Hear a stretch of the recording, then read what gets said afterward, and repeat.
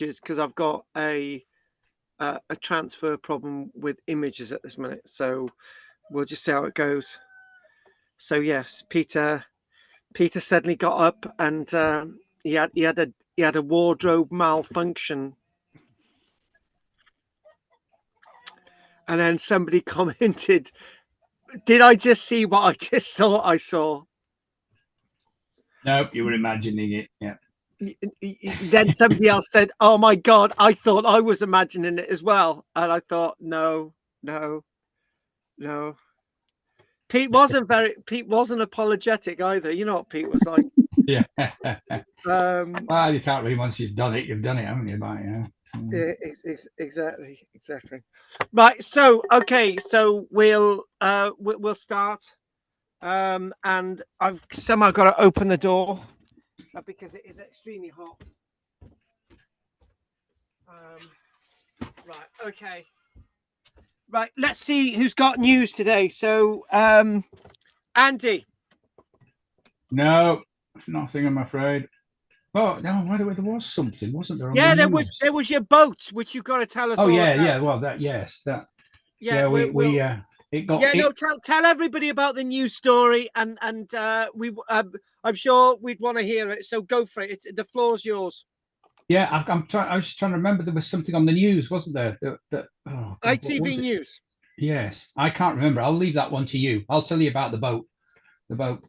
Oh no, no, your boat thing was on ITV News. Oh right, yes. No, there was something else on the news archaeologically, and I can't remember what the hell it was. But yeah, the boat we have. The sailing club owns Arnside owns a boat that was built in the boatyard at Arnside in 1912, and we eventually we got it in reasonably good condition, but it deteriorated a bit, unfortunately. Then we started looking at it and realised that it wasn't in as good a condition as we'd been told, all the survey had suggested. So we got a grant from the lottery people to restore it, and it took a couple of years, and there's quite a lot of work and a lot of money, but it got launched a couple of weeks ago now, and is sailing. It's over at Roe Island, which is Barrow, mainly because they need to get used to the boat before they bring it up here, because it's very shallow here at the moment. Because of the tidal and the mud and things, but it will be coming back up here eventually soon. So, and you've forgotten to tell us that it was this is the same one that was taken out from the brink, wasn't it? Oh yeah, I mean it was built to race as a day racer on the River Mersey for the Royal Mersey Yacht Club, and it sank in 1914, I think it was, in a race there, got flattened and sank and lay in the mud for years until they dredged it up. And a guy bought it for a few 40 odd quid or something, and restore it. So it's already sank once and been recovered. So carry on. But we're hoping not to do it again. It's actually looking really nice. I haven't been on it yet since it was rebuilt, but the boatyard that built it, I think, took it to heart and really made a beautiful job of it. So how much was the lottery grant for? 150,000. It was actually used on a project, unlike most of this. Oh yeah. I mean, the boat's obviously not worth 150,000, but there's that, it kind of makes it, because there's no way the sailing club could have afforded that either. It would have just been, botched again or patched up or whatever, and it was just it was starting to deteriorate because it was just getting so old. So, but now it's everything that's rotten's been completely replaced and rebuilt, and everything they could save, they saved. And a new engine put in as well, which of course it never had one, so that always unbalanced. Oh right, so there was okay. That's a really bit of an interesting detail. Yeah, go on. It's difficult because we want to take members of the public on it. We want to have a sailing experience on it, so you have to have certain modern conveniences, like radios and blah blah blah, and life rafts, etc. Which about a 23-foot boat was never built for. So, and an engine, of course. So that doesn't help, because that has to go in, and the propeller has to come out. It can't go out the middle because the keel's in the middle. It has to come out to one side, so that unbalances it a bit. Which is a great shame, because they were so beautifully built that they were very balanced. And when you've got a balanced boat, it'll sail by itself. You don't actually need to put any input into it when you get it trimmed right. Yeah. Oh right, okay. They didn't say that on ITV. No, they wouldn't. And it isn't a Morecambe Bay prawner either, so which they did say. Yeah, that's what I thought they said. It was a Morecambe Bay prawner. It's like a miniature. It is like a miniature version of it, but it isn't. It was a purpose-built racing yacht, of which there were only 10. Yeah, this is one of the things that I struggled with the story, because obviously it was like I'm thinking, right, okay, it's a Morecambe Bay trawler, and then there's like not many of them being built, and I thought there's something not quite right about this story. Yeah. So yeah, I think okay. there's still about 3 of them going. So three of the 10. I think there's still 3 of the 10 still going. Yeah. Oh right, that's brilliant. Okay, thank you for that, Andy. But okay, who have we got now? Let's see. Drina, any news from you, lovely?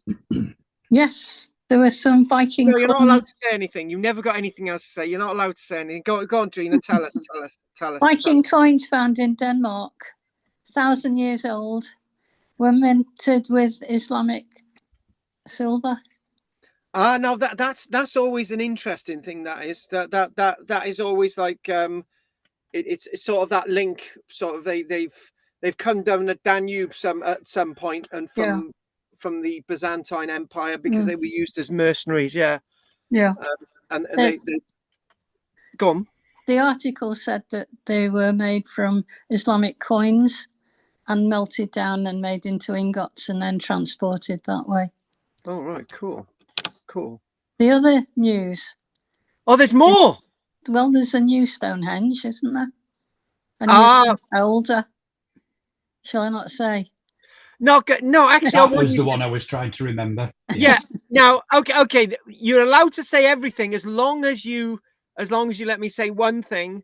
There was a certain Phil Harding involved in the discovery of this circle. So go for it. Yeah, go for it. No, I wasn't. I was just surprised it hadn't been found before. That's all. Because they must have done everything to the ground around Stonehenge, mustn't they? Well, it was a few miles away, and do you know what? Okay. What I could do is I'll get a few facts in there. So I'll just getting on my device a minute, and so here we go. So it's I don't know. Mind you, if I put in new Stonehenge, there's been about 50 new Stonehenges found in the past decade. So new Stonehenge, let's see what it's got, and see if we can get that. Well, it's supposed to be older than the original, isn't it? By 500 years, yes. Yeah. So I'm just gonna find this new Stonehenge discovery. I'm looking on the screen. It's got new Stonehenge discovery 2024, 2023. Oh, right. Okay then. Right. So, all right. Okay. I'll read out what it says. Right. The one that you're talking about is the 2025 one, 2026 one. Oh, right. Okay. Yeah. And it goes on to say, right, here we go. It's okay.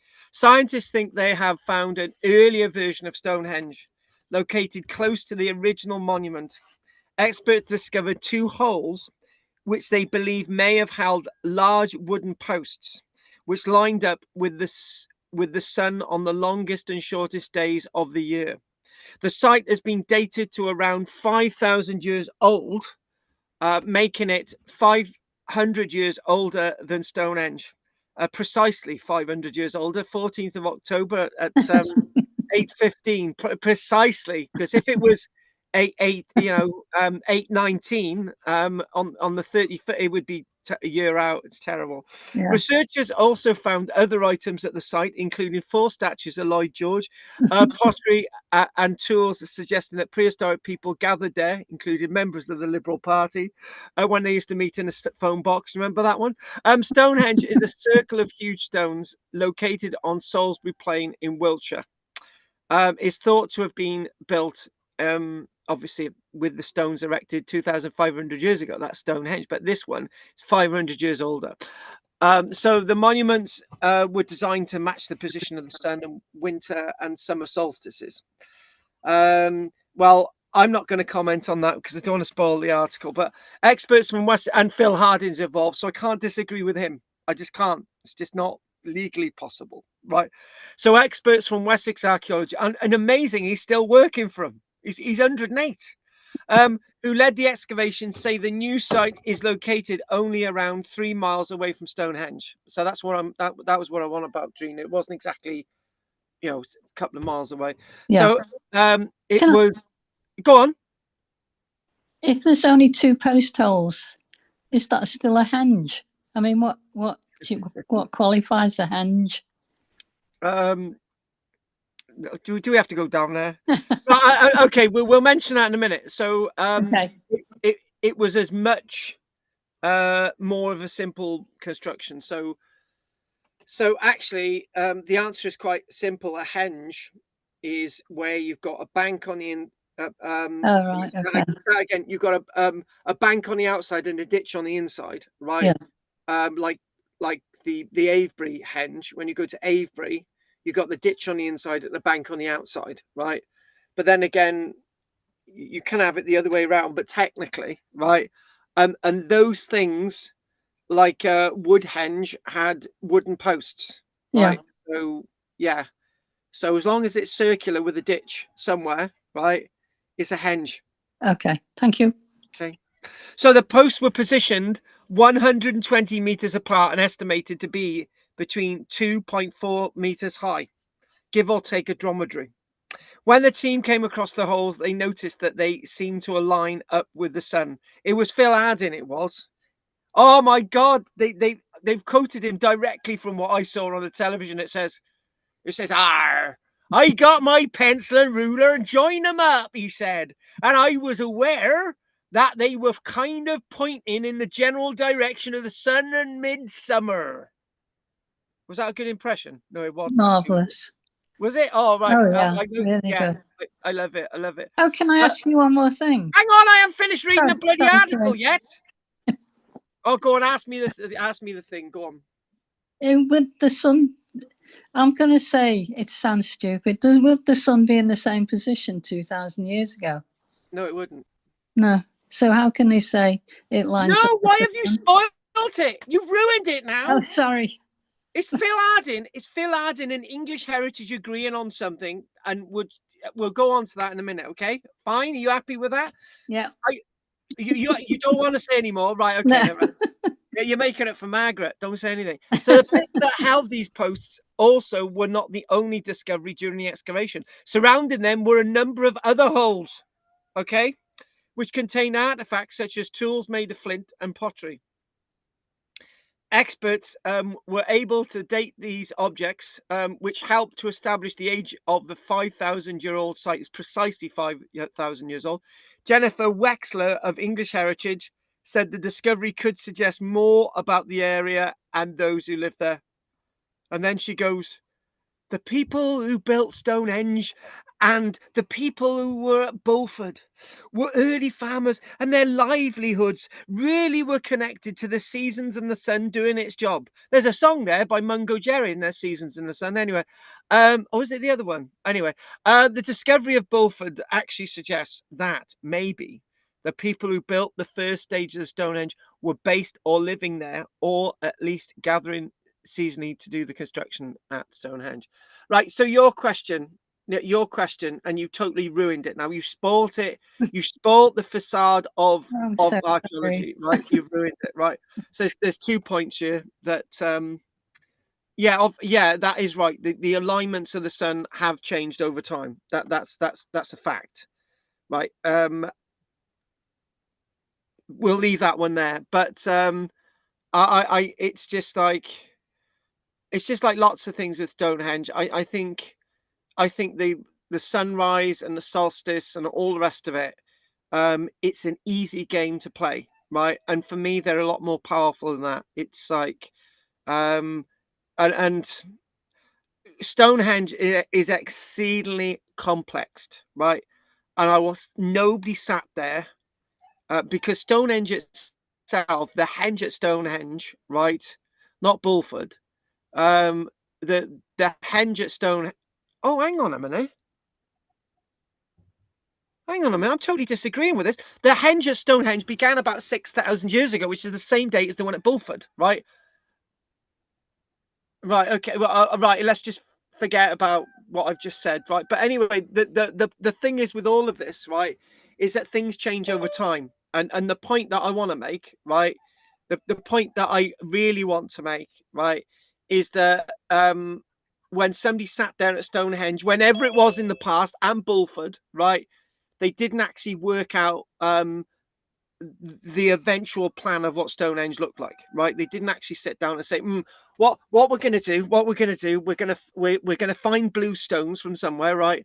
They're going to travel for 500 years to get to Stonehenge, right? They're definitely not going to be moved by glaciation, right? And we'll get the Saracen stones. We're going to move them from the Marlborough Downs, and they'll. Or when we put the blue stones in, we'll move them again, right? And nobody ever sat down like that. So, in other words, what we're talking about, the real purpose and meaning of Stonehenge has so completely changed over time that we've got to agree with what Phil Hardin's saying, because at some points the use may have actually been what they've suggested, what these people have suggested, right? But we've also got to put into the mix that there's so many different realities of what Stonehenge and what Avebury are about. Remember, what Stonehenge is and Bulford are only small microcosm of the sites that once existed on the landscape, like anything. And you know what I usually say, Gina, is that when you think about Roman archaeology, which is thousands of years after the prehistoric period, when you look at Roman archaeology, I usually say only 5% of the Roman archaeology in Britain at an extreme level, between whatever and 5%, right? So that means that in a period of writing, you've got only a small fraction of the landscape left. In the prehistoric period, you've got even a smaller fraction of the landscape left. And I always think that Stonehenge may have been put there by aliens. It wasn't, but Stonehenge may have been put there by aliens because we've got no example what Stonehenge is, right? There's no other parallel to Stonehenge, right? Take away the aliens, it was built by people, right? And that's it, right? But there may have been half a dozen Stonehenges in Britain in different stages. It's just that the one that we got left is on Stonehenge today. By the way, the real name of Stonehenge is Stonehenge, because it's a Stonehenge at Stonehenge. See? Oh, get lost. No, it's true. You and I are going to fall out now. You're not supposed to disagree with anything I'm saying. No, honestly, straight up. When you think about it, right? Listen to the Another words. question. Right? Yeah, go on. You would have another question, right? Yeah. I tell you what, guys, it's Carl and Drina show tonight, and if you want to hear anything you've got to say, we're not interested, right? Anyway, so don't forget your point. It means that you've got a really good memory. If I'm interrupting and you can save things there, right? Look, listen, right? Listen, you and me, we're going to listen, right? So, and the point is that Avebury is a Stonehenge, right? Avebury is a stone circle in a henge. So yeah. Avebury is Stonehenge, but it's not. It's Avebury Stonehenge. Right. So the archetypal Stonehenge is the Stonehenge on Wiltshire Plains, right? Because you have got Stonehenges in Cumbria. We've looked at them. We've studied them. There are Stonehenges in Cumbria, right? Yeah. But they've got a different name. So no, I love proving you wrong, Drina. I love it. I love it. Hey, do you know what? We sent more of those packs out, and it's like Michelle's going to me. Can I have some of them to give to my students in work? And I said, no, I'm gonna send them out. Do you know what I mean? People want these things. People have bought these things. What we're gonna do, Drina, we're gonna do adult versions, right? So what we're gonna have. We're going to have a little bit of a book. We're going to have some postcards, some of the dodgy postcards I send in the post, a few key rings and different things. So if you wanted one of those packs, an adult version of the archaeology pack, right? Just let me know. Okay. Nobody knows what we're on about. What it is, guys, Drina, Margaret, and 4 other people I've said we've been sending children's packs out, and some of them have got like actual real fossils of coprolites and shark's teeth and proper coins, all sorts of things, and we've just been chucking them in an envelope and banging them out to people, right? Including original Queen Victoria stamps that we've got no idea of the value, but we decided to put them in a little envelope and we sent them out anyway. So there you go. Right, Drina, tell us what you wanted to say. Oh, and good of you to join us, Anne. Don't worry, it's a comedy evening tonight, and we just can't spot what we're doing. Right, I don't even know what we're supposed to be doing tonight. Drina, if you can tell me what we're doing, then that's fine. Drina, Okay. do your point. Do my point. Right. If I don't know much about astronomy, but would we be better relying on the moon than the sun to get an accurate same day thing happening? Oh, did you see Will shaking his head? No. Right, okay. Before we bring Will in this, right, to have Will shaking his head like that, he's really angry about something. We'll poke the bear in a minute, right? Oh, the guy who looks like Bloody Santa, right? Anyway, so did I tell you about the Hong Kong thing that I'm in the running to be Santa in Hong Kong for like 5 weeks, right? And the pay packet is 10 grand, right? Plus accommodation, plus flights, plus Michelle can go. The lamb can't though. Anyway, look, the point is that alignments of things, right? And in a crusty way, when we were looking at that site, which was that really old Mesolithic henge site, which is in Scotland somewhere, which I can't remember the name of it. When we're looking at Mesolithic stuff ages ago, right? It was like a crescent moon type site with all these. Remember that one? It was like a crescent moon site in sort of Scotland somewhere towards Aberdeen from Stirling. It's quite a big open thing, but anyway, we're looking at that, and I said, look, what we've got is some of the earliest ideas of stone circles and whatever, and wood henges are actually in the Mesolithic period, right? And you could think maybe archetypal, that could be sort of associated with the moon or something, right? But with lots of these things, I think there's a preconception of that all of these things have to have tangible, meaningfully meanings based on our own preconceptions of archaeology and history. Oh my God, it's almost as if I'm sounding as if I'm knowing what I'm on about. Do you see all those words then? It was great. Right? But anyway, look, the point is that we can only brandish what we know based on our interpretations of a very limited space within history. So I'll give you a really good example of something in this building here, right? We've just done the Neolithic pillar and we've actually just started sending them out, right? I remember back when I wanted to do this PhD with the University of Highlands and Islands, right? Until COVID came in and the world went to crap, right? It was like going to be based upon the concept of an Iron Age building and how people who had disabilities moved around an Iron Age building, right? And I had no idea what I was going to get into, which I now know what I was going to get into, right? So I mentioned this before. So for a while, right, I was constantly banging my head on beams and all sorts of things in here, right? And I was thinking I'm going to end up having a real serious accident, right? So I started wearing a hat, right? Slowly but surely, your body gets used to the space, and your head drops and you stoop, and there's like it's almost at night you don't bump into anything. It's like that, like you've got a radar, right? Now I've learned all that by being in this space, right? But a normal archaeologist could not get that preconception of what that space was about. There's no way, right?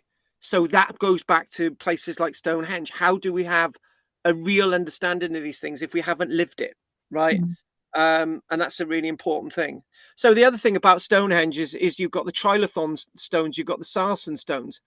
What's the point? Why can't you just have something like Avebury, right? But then you go back to the lectures and Andy and I talking about, maybe it had a roof on it, right? And you're thinking, well, that was discounted years ago, but why have you got something built like this building here, right? I remember building this building and I thought, oh my God, it looks like Stonehenge. Straight up, I had not planned it to look like Stonehenge, but it looked like Stonehenge because on the outside the outside, you've got the sarsen stones, and you've got the upripes, and there's lintels along the entire outside. And then you come in here, and then you've got there's a gap, and then there's a lintel, there's a gap, and there's a lintel. And I thought, my God, I've just built Stonehenge, because that was my preconception of what a building should look like with a roof, right? It just happened, right? But unless you live these things and experimented with these things, back to your sun thing, you've got no real depth of the understanding of history and how things work. It's the same with the Roman period. We think we know how the Roman period worked. We thought we did until we started looking at the streets the other week, and we started looking at Pompeii, and we started thinking, well, hang on a minute, there's something not quite right here. How are things exactly working with the streets and different things? There's different streets and plans, and there's this road, and this is for pedestrians, and this is a one-way system, and the carts turn around here, and there's curbstones there, but there's no walkway, and maybe they were doing this and that, and you can only get a real idea by actually experiencing history. Without experiencing history, for example, I was you got me on a tangent. I was shearing a sheep today, right? This big, massive sheep. And I had been eyeing up Sweep for months. And I've been saying, because Sweep's mum was the one that we lost in very bad circumstances, right? You know, she was our glow, and, you know, and we lost her because of a birth that went wrong, blah, blah, blah. But so I thought, I'll look after your Sweep. So I just thought, right, the best way to shear a sheep is having no shoes on, right? The reason why you don't have shoes on is you've got to be able to get your feet, and you've got to be able to stuff it into the animal's neck. You can't do that with boots, right? And you can't have glasses. You've got to be able to interact with the animal. And the best way to shear a sheep by hand is having two people doing it, one holding the head, right? And then your body can just glance around the sheep. And I was out there. I'm glad I've got a shower here, but I remember being into the Sweep's body, and he urinated, right? So I was covered in his pee, right? But that meant that the rest of the fleece was clear. It wasn't covered in pee. And you actually learn all these different things. A modern sheep shearer using an electric machine is not going to learn any of this stuff, right? It's only by learning this can you get. I remember saying to Michelle, I thought actually, when you think about it, these shears that I'm using, right, are the same shears that we used 3,000 years ago, right? 3,500 years ago, maybe 4,000 years, exactly the same shears. We found these at Muss Farm in Peterborough, right? Exactly the same shears. I use small dagging shears, the same ones that I used in Downton Abbey 3, right? Exactly these little miniature shears, right? So you can get a grip in it. Right? All these things are learned, right, by experience with how the landscape works, but you can't get this in a book. I've run out of air now. Do you want to ask anything else, Drina? You may. No, not yet. No. Right. And by the way, Iron Brew, right? Iron Brew, advert for Iron Brew. It's brilliant. You can get 24 cans of Iron Brew for £7 on Amazon. Beautifully good for you, Anne. Right, okay. David, anything you want to say, love? No, not after that. Right. Oh, by the way, we'll have a quick chat about this live show thing once we've done Anne. I don't want to. Hey, Gina, I don't want to do Will because he's going to upset us with the moon stuff, right? Oh, by the way, Will, if you had your haircut, right, Anne, anything you want to say? No, I haven't got anything to say. Oh God, We've run out of talking today. Oh, right, we're straight on to Will. We really are. We're on to Will. Go for it. Right. Let's consider this. Oh, hang on. Can we consider the lilies out of Life of Brian? Consider the lilies. Right, go on in. Consider the lilies. When I was at Stonehenge a long time ago, you could put your hand on the stones and you could feel the electro vibrations. All right. Now, 5,000 years is a long time. Now, let me tell you the story.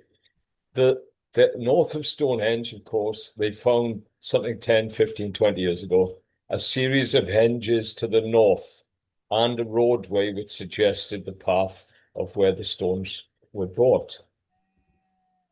If you consider Drina, the moon, I would suggest to you this. You have a number of henges, some which may yet not be discovered. You have some henges in Wales. You have Well, some can I henges just stop you there? Yeah. Undeniably, that there's going to be a massive more of archaeology that we will never discover, and there's going to be a lot more out there. And kind of be, and also to prove your point, right? There used to be another avenue of stones leading to Avebury. There's only two left because the Brockhampton Avenue. There's possibly up to 4 avenues leading to Avebury. There's only one and a bit left. So your point, you are dead right. Go for it. Okay, so let me suggest this to you. Trina, not me. The stones were only used for alignment to the sun.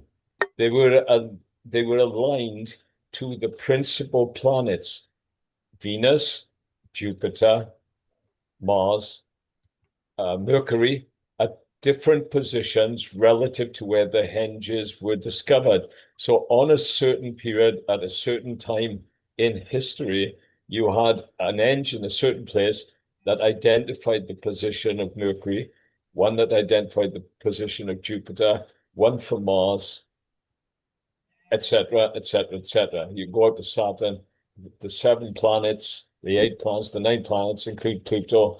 You had an alignment, but you had henges placed in different places. Now, if I was the chief architect, I would have done exactly the same thing, except I was about a week late and somebody else got the job. Anyway, Lion Passant, Lion Rampant, from last week. May I just jump onto that a little bit? I did have a quick look up. I followed the cast podcast a couple of days ago, and the relevance here, and I know Wikipedia is acceptable for some things, but the one comment is the Welsh adapted the use of the lion to compete with and be identified with on the same level as the medieval Normans, who definitely used the same layout in different ways. And of course, you had the series of different lions, Rampant, Passant, Savant, and a couple of the other ones there, which all meant something relative to the families. But I did follow it and I did find it interesting. Anyway, good to be back. I've been busy personally, family commitments, family getting together, like a tribal gathering, and we're a tribe where we have about 5 principals and 14, 15, 16 nephews and nieces, and we've all been congregating in the last few weeks while my sister was visiting from Botswana. My brother came from Ohio. We came from Canada, and then we've got our local family. So relative to the passing of my sister 6 weeks ago. So that was it. Anyway, we move on. Anyway, turning back to you, Carl, because I found the discussion enlightening. What can I say? Okay, you know what you could have done? You could have your own miniature World Cup. You could have had the Botswana football team, right? You could have Canada, US. You could have had the Welsh football team, right? An English one, right? And whatever. But anyway, let's crack on. Let's crack on. So yeah, I wanted to say this. I have mentioned about. Can I just say something? Am I the one on the screen at this minute? The one who takes the fulcrum of the screen? Yeah. Right. Oh, that's good then. Yeah. Oh right. Yes. Sorry. Right. So right. Okay. Right. I was thinking this. I've been thinking more and more about this live show type thingy, and I did mention last week, and I thought, well, how is it if I turn up and I start spouting out about Lady of Pavlan Cave and what I feel about it, and sort of the Illicig Pillar and so on, right? And then I said also, if there's something specific that you want me to sort of dive into with Cumbria, right? But then there is something else. There is something else that I'm thinking about maybe doing 2 events, right? And I went into the I went into the bakery the other day, right? And I remember I did a comedy routine in a bakery for like 20 minutes, and they were all in stitches. They were burning their pies and everything, and I just thought, well, you know, some of my humor is quite sort of really, like, you know, I've got quite a foul mouth really as well. And I just thought, well, do I just do one show, or do I do one show that's a bit of history and a bit risky at the same time, right? And I just want to know, would you just prefer me to just focus on history and some weird stuff, or a bit of history and my foul mouth at the same time? What would you feel about that, Trina? Just the archaeology and history, please. All right, then we'll save the other one for Andy and Karen to go through instead. Right. Okay. So what I want to do tonight is that we've already done a big chunk of time. We'll be finished in 10 minutes, right? So what we're going to do? We're going to do a little bit of Fishbourne today, and we might do a little bit about some mining stuff in Cornwall, right? I've got a bit of a problem with the images tonight, but I've got the text in front of me, which is nicely being prepared, and it sort of starts off with Fishbourne Roman Palace introduction, and I've got a load of dates there, and sort of before the Romans. There we go. The Roman invasion. Who owned Fishbourne? Oh, listen to this. Tiberius Claudius Cogodumnus. Isn't that a great name? You can't make that one up.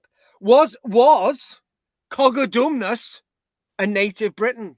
There you go. That's something. So anyway, I was thinking about doing that, but I got a few images I want to show us first. So there we go. Right, there we go. I could do a naked version of my live show as well. No. What's wrong? No. What did I say something to upset? No, it's a shame I could have invited Pete along. Right. Okay. So we're gonna share this now, and there's been. Are we sharing at this minute? Not yet. Oh yeah. Yeah. Starting now. Yeah. Right. Okay. Nearly. What do you mean nearly? Well, there's no picture yet. It says you've started. Oh, here we go. There's one. There's one. What? There's one. Are you sure there's one? Yes. What about that? Yeah. Right. Darius. Oh my God, you can't make that name up. Darius. How can you make that name up? Now, we have actually done this before, so I'm not really going to spend much time on this one, but this is I wanted to get us into the sense of the following, right? And we have done this before, and we've shown this before. So we'll just be a bit vague. We all know where Dublin is. That's fine. So archaeological excavations at the Iron Age promontory fort at Dromana in County Dublin, Ireland, of course, not Wales, have unearthed no direct Roman human burials. However, drumroll, though the site yielded the first intact Roman pot, and it's that one over there. We've shown this to you. The pot over there in the corner there is actually Roman, right? That one there, yeah. We did this, and it's intact, right? And I'm just thinking, do I embark, not tonight, but do I embark on a little look about some of the Roman stuff in Ireland, some of the burials, you know, that type of stuff, right? If so, I need to send a message to an Irish contact, right? To see if I can get some stuff from Ireland, right? And I'm thinking about this. So I'll just give you a little bit more information about this. So Dublin itself, we don't have a Dromana, we don't actually have any human burials, but we've got an artifact like this. And we've got Roman brooches. So Dromana is protected historically significant headland. Although never officially colonized by the Roman Empire, excavations have proven significant, right? So finding this thing, I know I showed this. We did show this. We have a little bit of talk about this. So this was found in 2025. Archaeologists discovered the first complete Roman ceramic vessel, and there it is. Alongside, well, an amphora. So interesting, that, isn't it? So what is this stuff doing in Ireland? Right? What is it doing in Ireland? And that's the question. Do I embark on a talk one night and just talk about some of the Irish stuff in Ireland? It might be interesting. So charred fig fragments and substantial quantities of burnt spelt wheat dating back to 2,000 years ago were found here, right? Excavators and chance finds have unearthed olive oil amphora from Spain, glass vessels, dye, game pieces, and a Roman sword Dramana, right? All these things being found, and maybe I might look at this, right? So yeah, that's coming.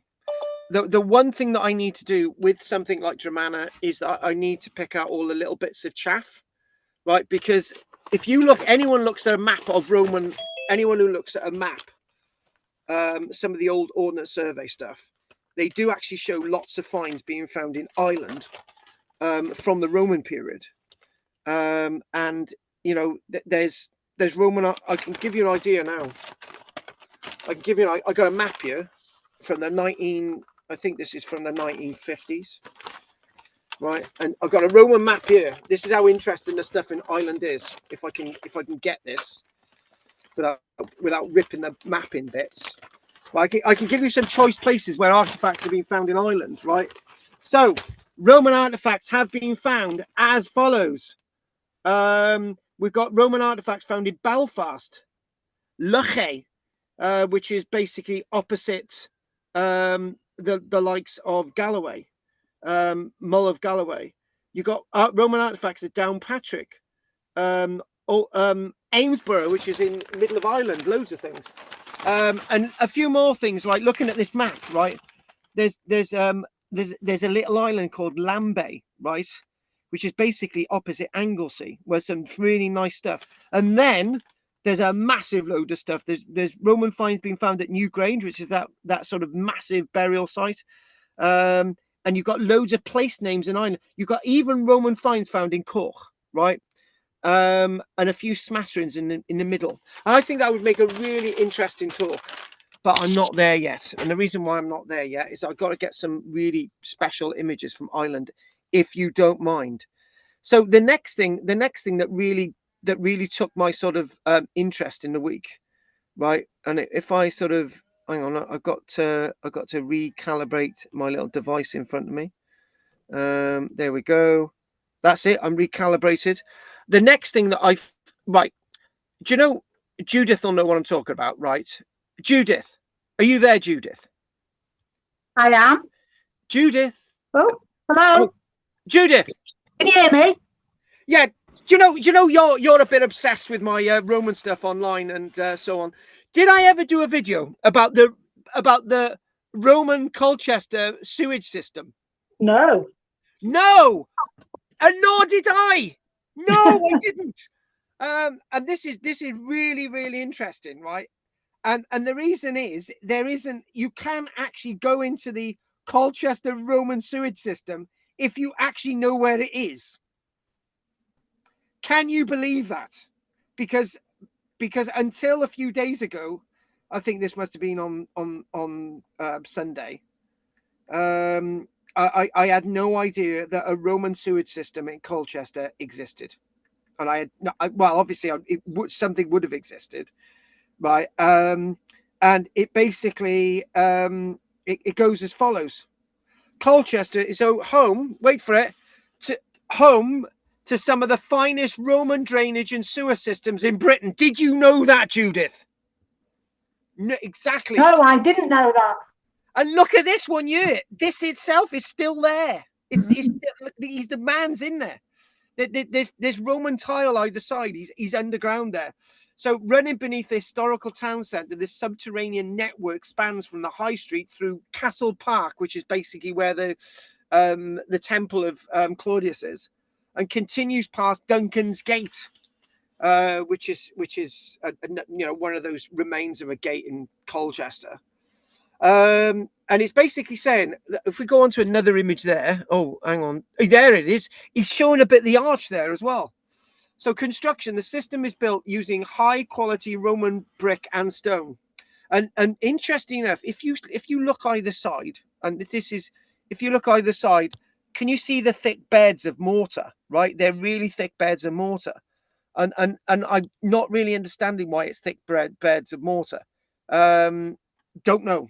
I can't really answer that, but it's not like really typical Roman construction. So you've got brick, you've got these flat bricks, and then you've got the mortar. Right. So the system was built shortly after the destruction of the city by Boudicca in AD 60, as the Romans re-established the monumental town.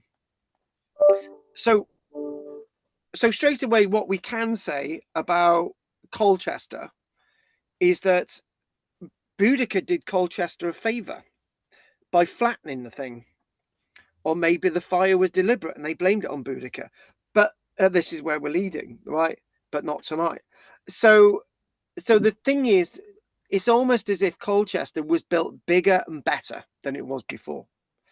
So the Roman wall drains along the Roman town wall, drainage arches were built at the end of every street to funnel surface water out of the walled settlement. Several of these archways are still visible today. And it's basically talking about, here we go. It's also talking about early wooden drains. Archaeologists discovered a remarkably well-preserved 9-meter long wooden drain constructed in the early phases, I kid you not, of pre-Boudiccan Colchester. And it's considered, these early drains are considered some of the earliest drains found in Britain. Now, are these early wooden drains constructed at the same time the Romans got to Colchester by around AD 43, AD 44, or maybe a little bit later? But obviously, before the Boudiccan thing. And do you know what? I get more and more perturbed by how much I don't know, right? Because if I ever organised a little trip to York and I won the lottery, I would say to Andy, right, you're hiring a minibus, just get the little gang up there, pick Judith up on the way, and we'll go to and you could go to York. But if I ever did a trip to York, I would make sure that I knew every single place in York that we can visit, because there is a sewage system in York that we can visit, and Judith wants to go down into that sewage system with me, and I know she's written to me about that, and she wants to go on that trip. Right. So anyway, so what I want us to do now is, I don't know why this isn't calibrated, because it certainly should be. Right. I want us to have a little look at Fishbourne Roman Palace. Right. And I do know that some of you are probably struggling tonight, and because the weather's really hot and, it's starting to get a bit cool now. But I want us to introduce Fishbourne Roman Palace. Right. So interesting enough, Fishbourne Roman Judith, can I give you an interesting fact? Right. Fishbourne Roman Palace has even got a train station, and that's a fact. It's true, because when I went to Fishbourne Roman Palace, right, I got off the train, walked along a little lane, got into the car park, and I visited Fishbourne. It's really convenient that they had their own train station. It really, really is. It's true. Anyway, so what I want us to do, I want us to look at Fishbourne Roman Palace and look at this wonderful illustration. So I'll probably keep this here for a little bit, right? And after the break, we'll look a little bit more information, right? So what I want us to do, I want us to give a nice chunk for David. So he's got that little information there, which is brilliant. Right, so what we're going to do now is I am going to look at my notes that are predestined. And what do we know about the Fishbourne Roman Palace? Has any of you been there, guys? No. Have any of you been to Fishbourne Roman Palace? Yes. Anyone? Well, I went when I was a teenager once. I have, yeah. What, with Andy as a teenager? Yeah. Right, maybe that was obviously pre-Karen, right? So loving it. No, Karen was there too. What, with Judith? Yeah. Andy, can you just stop this? Thank you. Happy times. It was a lovely summer. Hang on a minute, right? There's So there's you, Karen, and Andy. Right, I just don't want to go. No, Right. don't go there. No, I'm not going to. Right. So Fishbourne Roman Palace. the greatest Roman residence in Britain, apparently, right? But there might be something. It's called Woodchester that might actually be bigger, right? So what I want to, something that a little bit of a plan that I want to show you, right, is look how much. So this is, so you get into the you get into the car park here, right? And then you sort of got the museum bit, all of this, right? And all of this stuff here has not been excavated, right? Because it's under houses and under roads. And you're thinking the tiny bit of palace, in fact, that you can see is pretty big, right? Is pretty big by any standard. So see, if we sort of go to this bit where my cursor is, where the hand is, right? So if you go there, and this is sort of looking into it. So this is what's available, but it's only a fragment of what is actually at Fishbourne. It's a really, I think I've been there about 3 or 4 times. I went there with my little boy Ruba Tuber in his push chair. So I would just leave him. I'd leave him at the front desk, and he'd be fast asleep, and I'd just wander around. A great dad. So, so introduction. When most people think of Roman Britain, they again that's a really good point. When most people think of Roman Britain, they imagine forts, soldiers, and Hadrian's Wall. This is the first thing that you think about. The majority of archaeology in Roman era Britain is military, right? End of story. So Fishbourne is one of those interesting departures from that military thing that we actually think in regards to Roman era Britain. Naturally, there are thousands of sites, domestic sites in Britain, but most of the domestic sites you can't see, but the military ones you can.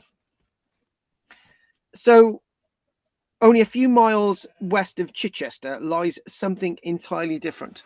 So when you think about Chichester, Novomegas, Chichester itself there's not much of the Roman stuff left, right? But Fishbourne there is. And why Fishbourne is important and why Fishbourne is relevant is simply because there's some early origins associated with it. But to really get to grips with those early origins, you'd have to dig up all that stuff which you're looking at in front of us. So at Fishbourne stands the largest Roman residential building ever discovered in Britain, and one of the largest north of the Alps. Very interesting. So the stuff that you see today, most of it started off roughly about AD 75. Within a stone's throw of the Roman conquest of Britain after AD 43. It demonstrates that Roman Britain was not merely a military frontier, but could also be a place of extraordinary wealth, luxury, and sophistication. As we're relatively still at the beginning stages of looking at Roman era Britain, I just wanted to say a few things which I wouldn't be saying now, right? I used to have a list of things that I used to say to people about Roman era Britain, or Roman Britain as I used to call it. I used to say, right, the Romans came to Britain because of the following. They came because of the silver. They came because of the iron. They came because they could grow grain. They came to Britain because they needed timber. They came to Britain because they needed tin, blah, blah, blah. And the list goes on, right? Well, you didn't need to invade Britain to get any of that stuff. You didn't need to invade here at all. So why were the Romans here? And then you go down the other list. The Romans came to Britain, Julius Caesar, Caligula, Claudius, maybe attempts by Augustus. And I'm chucking Caligula in because I'm the only guy who believed he came over. But anyway, the point is, you're thinking they came over because it was you could say to people that, I conquered Britain, right? I don't think that either, right? So we've gone through the first list, we've gone through the second list, right? So why were the Romans in Britain? And why did they come the Roman era in Britain? And you start to go not around in roundabouts. You start to think, well, there's a lot more about the Roman experience than meets the eye, right? Little things like the Antonine Wall doesn't really look military, does it? When in fact things are going on in the north beyond it, right? You know, why are they building these places like Fishbourne? What is going on? What is the true thing? So you start to go into Roman era Britain, and it starts to unravel why they're here. And then you start to go into what we said at the beginning, me and Drina, that nice little conversation me and Drina had at the beginning, about, looking at history and sort of maybe seeing things are different if you live it, from what I was saying. And then things are not always black and white, right? So when we look at this villa itself demonstrates that there's sophistication, a sense of luxury, a sense of being like Rome. And that is clue to understanding a Rome experience, being like Rome. Bringing Rome to Britain. Now, this is bringing Rome to Britain. It looks like a frigging palace in Rome, except the palaces in Rome were a lot bigger and a lot taller and a lot more stately, but it's not the point. This is in the Northern Hemisphere. And you start looking at this and you start thinking, Fishbourne, there's water access, this landscape slightly canalized. Is it to do with trade? There's so much that can be said about this level of illustration. So when we think about Fishbourne, we think of initially the discovery of the palace, the landscape before the Romans. When we look at a Roman palace like this, it's very difficult to understand what the landscape once looked like before the Romans, how the landscape reacted before the Romans. Do you know, I was sitting in my little woodland today and I was editing a short film that we were filming last year. And I just sat in the woodland and I thought, everything that I'm seeing has been put here by human beings, from the tree to the wall to the quarry over there. Everything in here has been planted. Everything in here has been brought by human beings. And I'm this woodland's guardian until I die, right? And then somebody else takes over. It'll either be here or it's not, right? But even there was a pre-landscape, right? Like here, there was a pre-landscape. So we think about the Roman conquest and the military phase, this mystery owner of this site, the construction of the palace, the mosaics and gardens, life inside the palace, its destruction, the excavations of the Great Barry Cunliffe. Why Fishbourne changes our understanding of Roman Britain. It really, really does.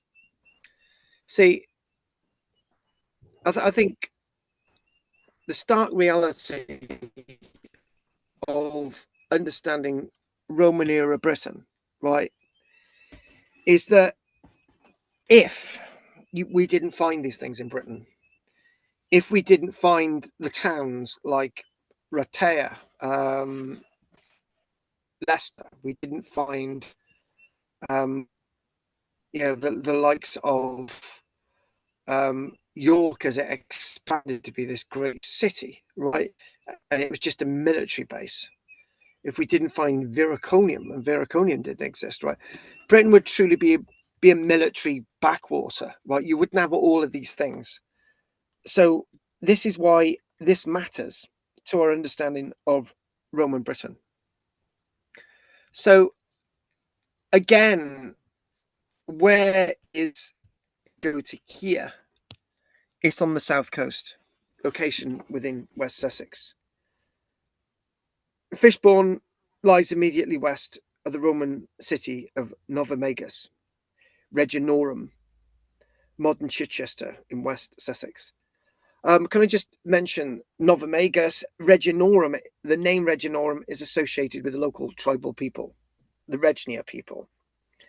This is why we've got Venta Silurum, which is Caerwent, associated with the name that the Romans gave the area for the local people, the Silures, right? It wasn't a native name, but Venta Silurum enshrines that name that the Romans gave the local people of southeast Cymru Wales.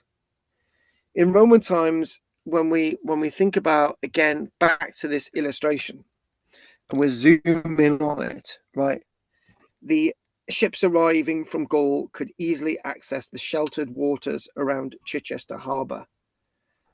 Temperature was different. Temperature was about 1.5 to 2 degrees higher than it is today. So when people who in talking about weather broadcasts, they talk about, you know, this is the hottest time Britain has ever been. Well, I've got to be honest with you, it was 1.5 to 2 degrees higher in the Roman period overall than it can ever be today. This location made Fishbourne one of the places in Britain to experience Roman influence before and after AD 43. And would this have happened? Would this have existed? If I make a statement and say Fishbourne Roman Palace would have existed if the Romans hadn't have invaded Britain, then that changes the whole narrative. You start to think, well, did the Romans need to invade in the first place? Why did they need to have all these garrisons in Britain? What are the Roman military garrisons in Britain doing? The Roman military garrisons are well known for mining. They're well known for organizing the landscape. It's also adding Britain to your empire at the same time. So the story is that for me, before the Romans, one of the most fascinating discoveries is that Fishbourne did not begin with the Romans. That's the point I've just made. Excavations uncovered evidence of human activity stretching back thousands of years. So we open the box and we think, right, the box is open. And when you open that box, you think, if the Romans didn't invade Britain, they could have been influenced to build something very similar from what the person in this landscape saw of the Roman world. And we've got to keep reminding of ourselves of that, because, you know, I've constantly, somebody today basically said, I put a video up and I was basically talking about various Roman era stuff. And it was like, but you're obsessed with Roman Britain just being about the Romans. And I said, no, it's not. Roman Britain, 95% of Roman era Britain is about the local people. Who are the local people who would have lived in places like this? Local people who would have started buildings like this. And the strange thing is, it may have been more sophisticated. Just think of that. This illustration, this sort of, this image, things may have been a lot more sophisticated than this. How would it have been? When we talk about this site and we talk about what's under the floor, we go all the way back to the Mesolithic period, Neolithic period, Bronze Age, Iron Age, and then we go into the Roman era and the modern day. And these things existed before Rome. So later excavations also revealed late Iron Age occupation, included pottery-filled ditches dating around AD 43. This means Fishbourne was already an important place before the Roman conquest, and probably having extensive links with the Roman world, Gaul, for example. For archaeology, this site is extremely significant, and the Romans often built where power already existed, or the local people decided to take on the mantles of Roman power.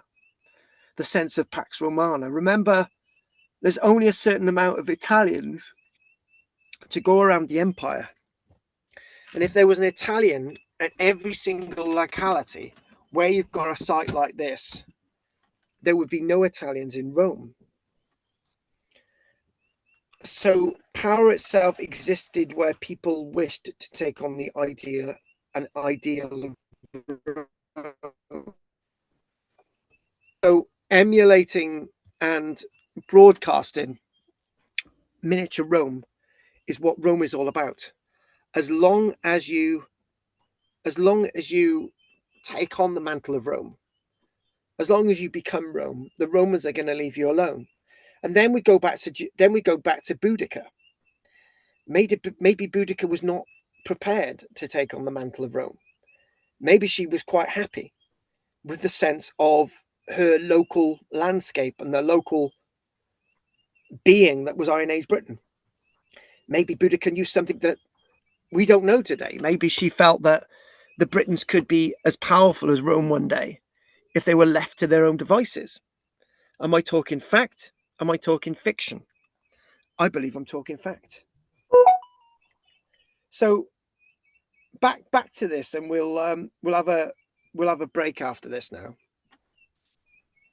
The Roman invasion, and we think about this, and we wish to think about what these ruins mean. So the Roman invasion in AD 43, Emperor Claudius, as we know, invaded Britain. But it's very likely that the people here were already massively pro-friendly anyway, friendly towards Rome. There's that sense that the south coast became a major military zone. So what is important about Fishbourne?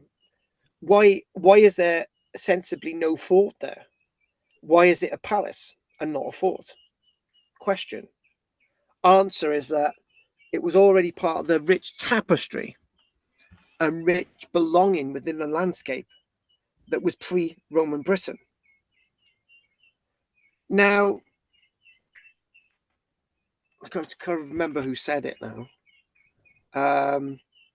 One of you said, and I'm not sure it was Drina or not, one of you said, well, why wasn't sort of this site at Bulford associated with Stonehenge? Why wasn't this site found a long time before? Why has it been missed? Well, if I chuck away a fact, there's probably one or two complete Roman towns in Britain that haven't been discovered yet.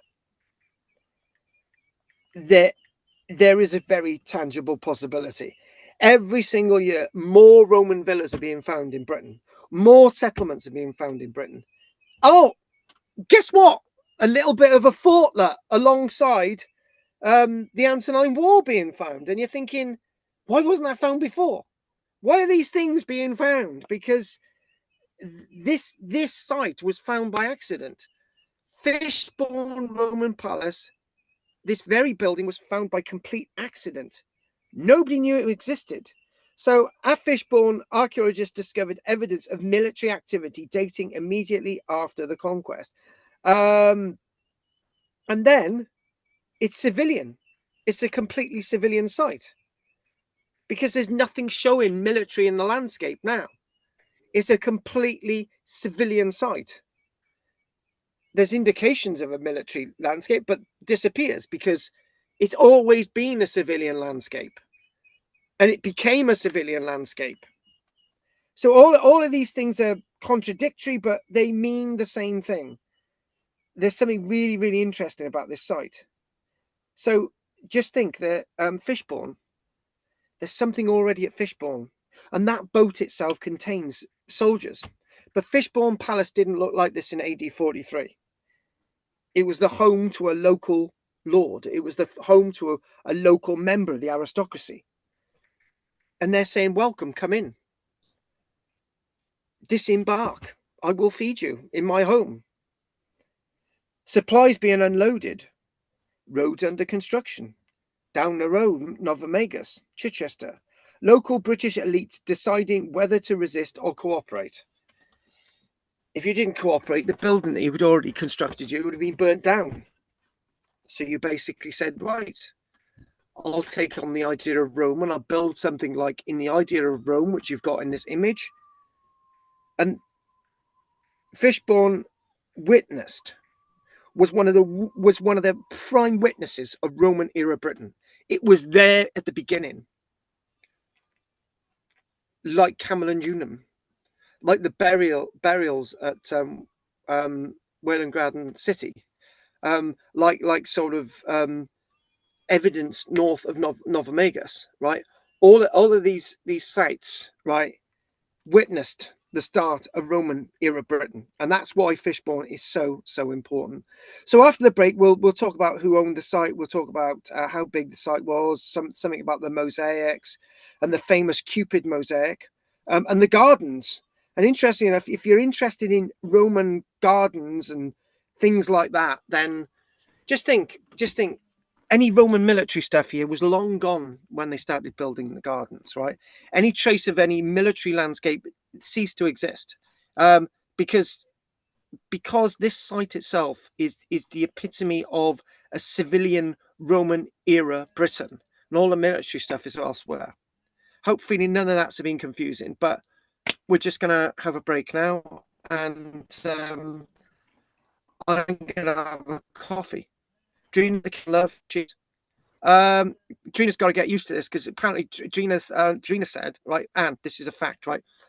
Drina said that Michelle and I and our little lamb could stay, and she's got a little place in the corner that the lamb can, when we stay at Drina's place. But Drina, make sure in the morning I have a cup of coffee and I have 2 sugars in it. Job done. Right. Right. Don't laugh, Anne. We're coming over to you for dinner. Right. Andy's not going to be there that weekend. He's going. Right. Right. We'll have a quick chat with Anne with a brandy. All right, and then we'll go over to David. Right. So, Anne, anything you want to say, love? No, I just thought the whole thing was amazing. That such buildings were. I mean, you say these wonderful things in Rome, but that's completely different. It's much more rural and born. Rather than go up, it's gone flat. But it's a marvelous place, isn't it? The thing is, when we, in a way, when I was, I got to go back into myself. Yeah, it was marvelous. I got to go back into myself and say, when I was doing my Leicester University degree, it was archaeology and heritage thingamajig, and we actually studied some of the like Roman villas and stuff in Campania in Italy, right? And it was like, it was almost as we're reading through the material, it's like we were taking it for granted. It was like, this is where we expect to see Rome because it's near Rome, right? Mm-hmm. But you don't expect to see Rome outside Rome. And in a way, Fishbourne is Rome, because wherever the idea of Rome is, it's Rome. It's like the Coca-Cola bottle thing, about the taking of the American embassy, and they had the cola machine downstairs, and instead of smashing the cola machine, they kept the cola machine, right? And they drank the bottles of cola, and they asked for cola to go into the cola machine because they liked the idea of drinking Coca-Cola. So in other words, even though it's not Hanoi, is it? In the city of Vietnam, which was where the embassy was. I can't remember, but anyway, Saigon. That's it. Saigon. That's it. No, 19 Saigon. But yeah, the embassy in Saigon. Right. Yeah. But in a way, you see these images of American servicemen getting to the last helicopter on the top of the embassy, and then as they're escaping, and then the gates of the embassy are wide open, and all these Viet Cong are charging into the embassy and looting all the rooms, and the Coca-Cola machine's there, and they keep the Coca-Cola machine. So America has won the war in Vietnam because the Vietnamese want the Coca-Cola machine, right? And that's the point. This is the whole point. They should have smashed up the Coca-Cola machine, but they kept it, right? So in many ways, you could say that the Romans came, they saw, they conquered, right? Would it be much of a surprise if I said to you that let's just talk fantasy, right? Say, for example, AD 200, right? The Roman Empire was kicked out of Britain, right? But Rome would have survived in Britain because it had these buildings, it had these roads, it had these forts, it had these walls, it had that. So Rome was winning anyway, right? And the legacy of Rome is Christianity, right? And the Romans brought Christianity to Britain, right? So in other words, the Roman Empire is still here. We've still got their religion, right? Because you know, the true religion of Rome itself by AD 390 was Christianity. That was the only religion that you could follow, right?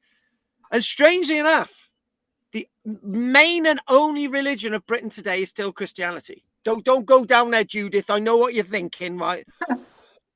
but the point is, the legacy of Rome is still with us. The Romans won. Rome never left us, and that's a fact. What do you think about that anyway, Anne? Well, you'd have thought if the Romans they'd felt defeated, you'd think that wonderful building would have been smashed. If the people had been really upset, really feeling angry about it, they wouldn't have allowed it to survive, would they? Even though exactly. So basically, that building that you've seen in the image was obviously the later Roman building, but there was a building there before, right? Yeah. So the local owner said, right, okay, come on, Romans, come in. I'm friends with Rome, right? Yeah. What I want to do now, bring in your workmen, right? And we're going to build this thing like the building that we're seeing, because I have taken on the idea of Rome. I want Rome in my heart, and eventually, it's Rome within Rome, and yes. it's like the Body Snatchers. Yeah, they obviously liked it, didn't they, to stay with it? You would have thought that would have spared the thing. Normally when people invade and they are cross with the invader and they do something wrong, they try and get rid of it in a sense. And they never did. In many places, I'm not saying I'm not in this period because I don't understand it so well. But yes, I think they obviously liked it when the Romans left, or if they didn't left, they maybe stayed there and got on with the people that they're living with. Who knows? You've made a really good point. You've made a really good point, because if the local people hated Rome so much, right? Why have we got so much Roman stuff at Hadrian's Wall, right? Yeah. If the local people hated, the Scottish people hated Rome so much, why do we have some stone buildings along the Antonine Wall, right? Mm-hmm. Why do we have all these banks and ditches at that massive fort of Ardogh, which is north of northeast of, for example, Glasgow and Stirling, right? Why do we have all these things surviving, right? If you wanted to get rid of Rome from the landscape, why do you have Roman road markers in Scotland? Why do you have them anywhere, right? So the idea of Rome did not leave; it remained, and that's what those buildings are about, right? And I tell you what, the people who did the most damage to Roman archaeology in Britain was the Normans, right?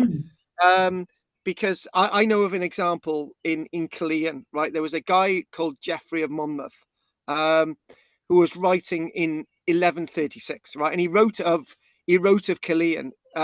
He said that there were still vaulting spaniels of the Roman bathhouse in Killeen, right? It was all still standing, 10 meters tall, blah blah blah. And the Normans thought, oh, right, we'll just knock this building down and make the castle out of it, right? So the castle didn't really survive, but the Roman walls around Killeen did. And that speaks for it all, right?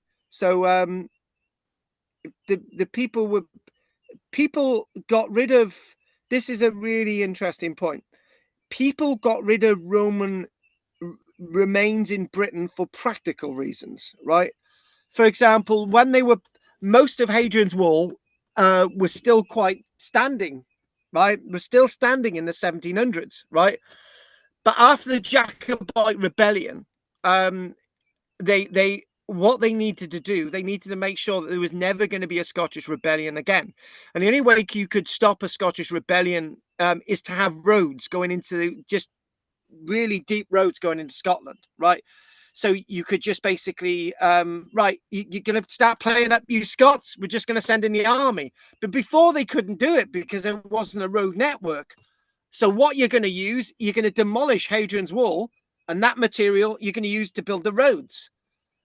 It wasn't the Scots demolishing it; it was the English to use the material to defeat the Scots, right? So Rome, in many ways, remained standing for a long time until people started seeing it as a ready-made quarry. Right, David, anything you want to say? No, thank you. Are you staying with us, David, or leaving us? All right. Night, Bye. David. Hi, David. I'm looking forward to meeting Dave. Night, David. Oh, by the way, Andy's going to be picking David up to get to this to get to this thing that we're going to have. Anyway, see you next week, David. Keep safe, and we'll see you then. Yeah. Okay. Who's next? Right, Dave. Night, Dave. Right. Good Right. night. Andy. Night, mate. No, nothing. Oh, by the way, thanks. Andy, Judith has volunteered you to pick up Andy, to pick up David when I come up, because Judith said you're also picking up Judith as well. So that's all right, Andy. Right. From the train station. So there we go. Right, That's easy go for it. enough. Yeah. Because don't forget, she's got to get through to Preston train station, and then up through to Carnforth, and then Carnforth Arnside. Job done. Mind you, she gets to Lancaster, couldn't she? Yeah. Yeah.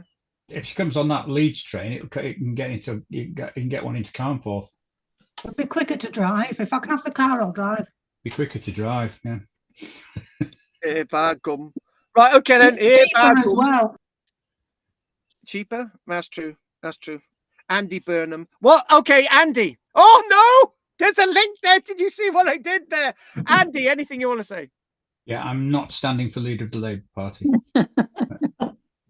Are you sure? Absolutely sure. Yeah. You're the right age. Way too much experience of life. Yeah. And I'm not an idiot. Yeah. I didn't say you no, were. nothing to add. Thank you all. Okay. Let's. I'm sure. Hey, Gina, right? If you say something, right, we'll just ignore Will's there, right? He might go away. Right? Gina, anything you want to say, love? I thought it was interesting to think about the fact that they would take over the site of something that's already there, because obviously that's been picked because it's in a good space, a good place for everything, you would think. And also the dichotomy of this is that the people who are already there have said you can stay here as long as you're nice Romans, and then that's basically it. It remains. It's like a continuity. It's like when we think about lots of civilizations, we think that somebody moves in, they kick you off the land, and then somebody else moves in there. But it's not the case. And I think generally we need to look at the history of Britain and how the history of Britain works, right? Because usually the way Britain works is that small cultural groups come over to Britain, like the Angles and the Saxons, right? And then the local people are still the local people, right? The catastrophic detail of change within Britain is again the Normans, right? Where the Normans just basically replace 99% of all the aristocracy, all the earls, there's only one.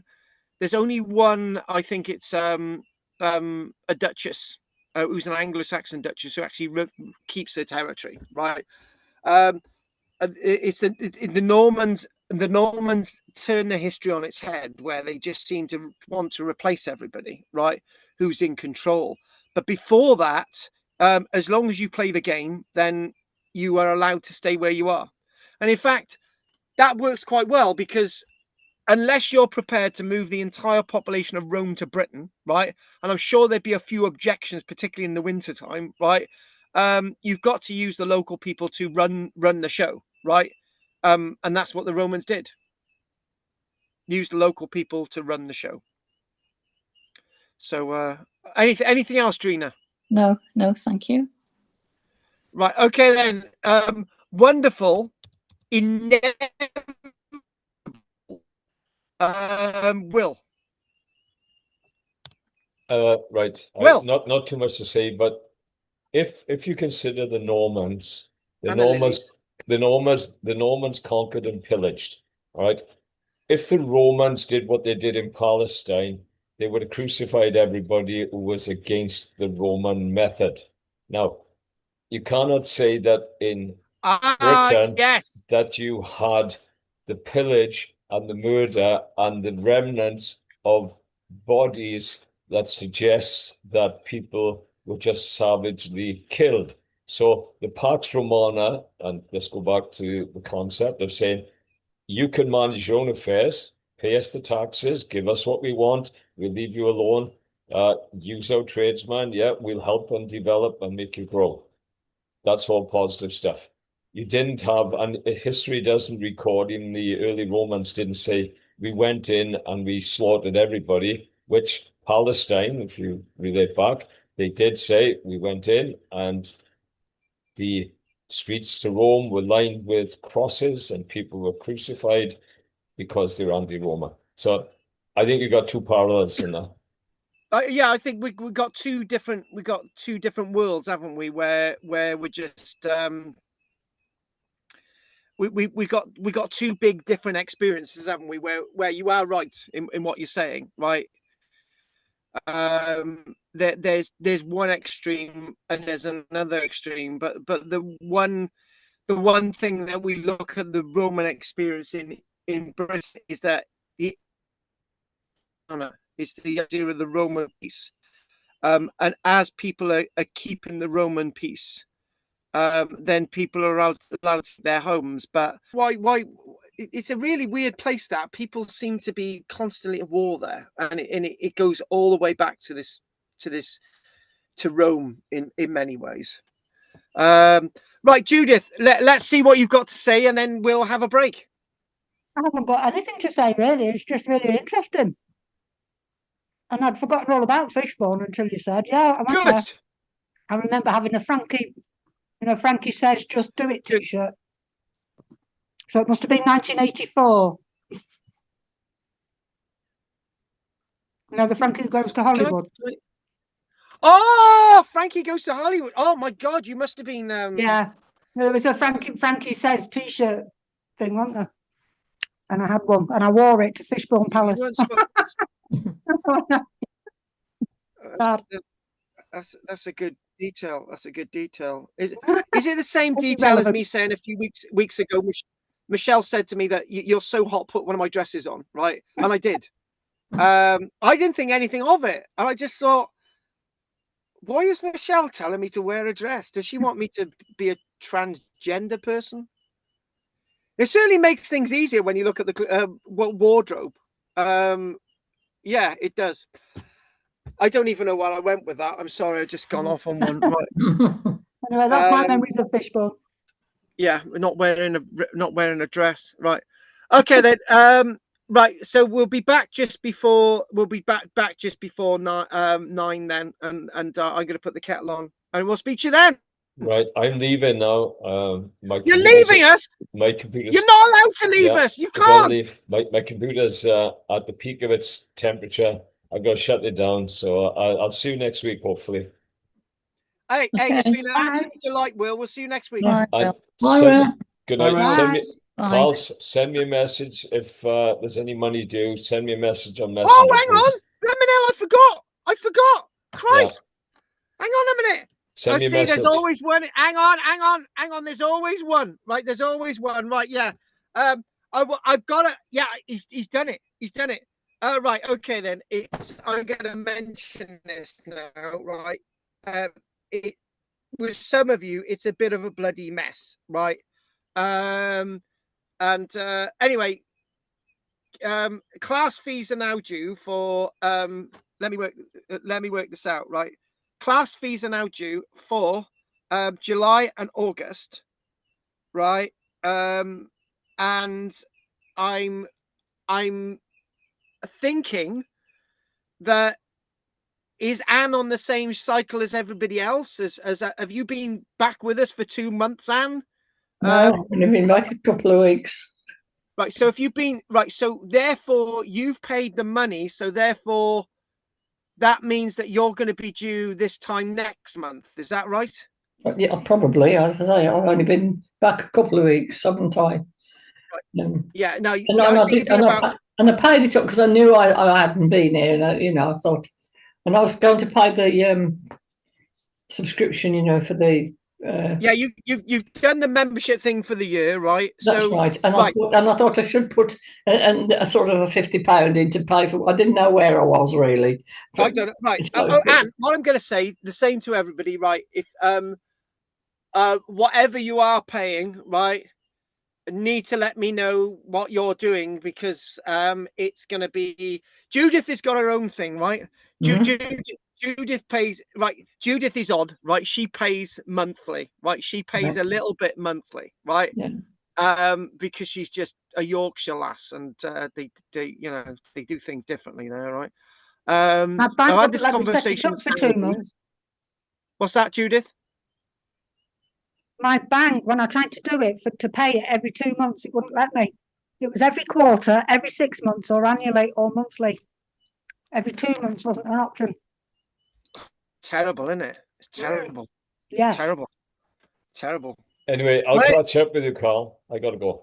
Well, I've answered your question and about the money. You are due. Right. Okay. Right. By the end of the month. Okay. Yeah, but you better be, otherwise I'm sending Anne over there. Right. Yeah. To Canada, of course. Yeah. We know where you live, love. We know where you live. Good night, all. No, I will. I'll speak to you. I will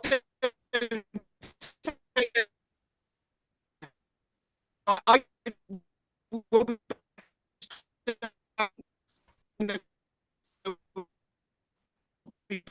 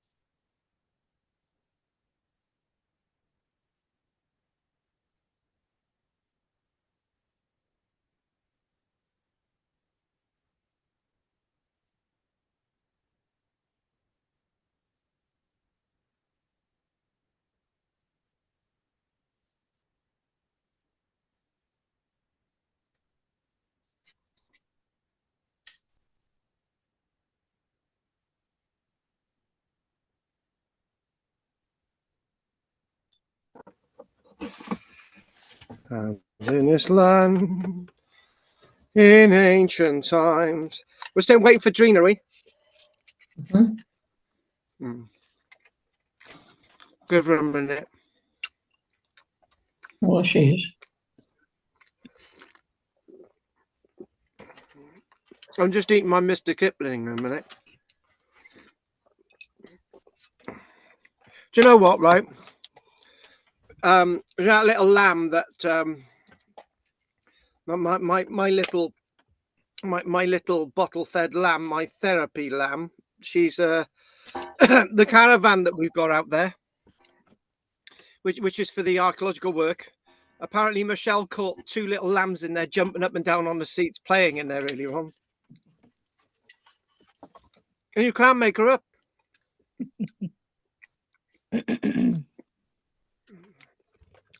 And they were draped over the seats, falling asleep.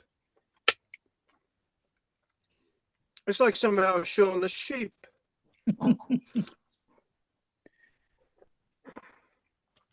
Right. Okay. What was I going to say?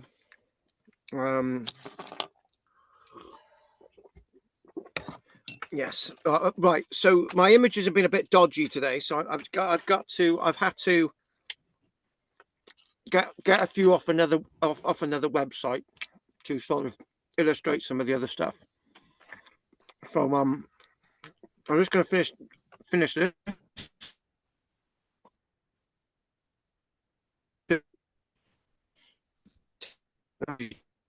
You're frozen, Carl.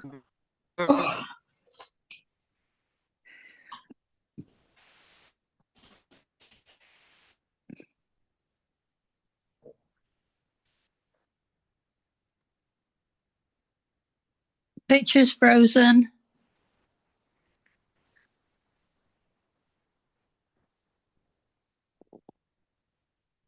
Can't hear you.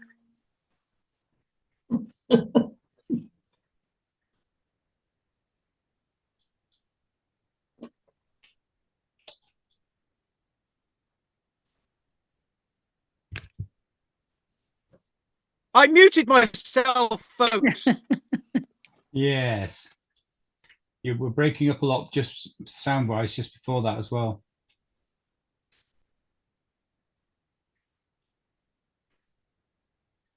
Are you? No. Or looking at these? You see the pictures. I'm just trying to. I'm just showing something else a minute. Okay. We've got Getty images. Yeah. Right. Okay.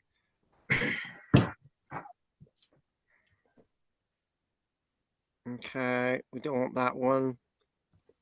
I'm just going to try and find this a minute.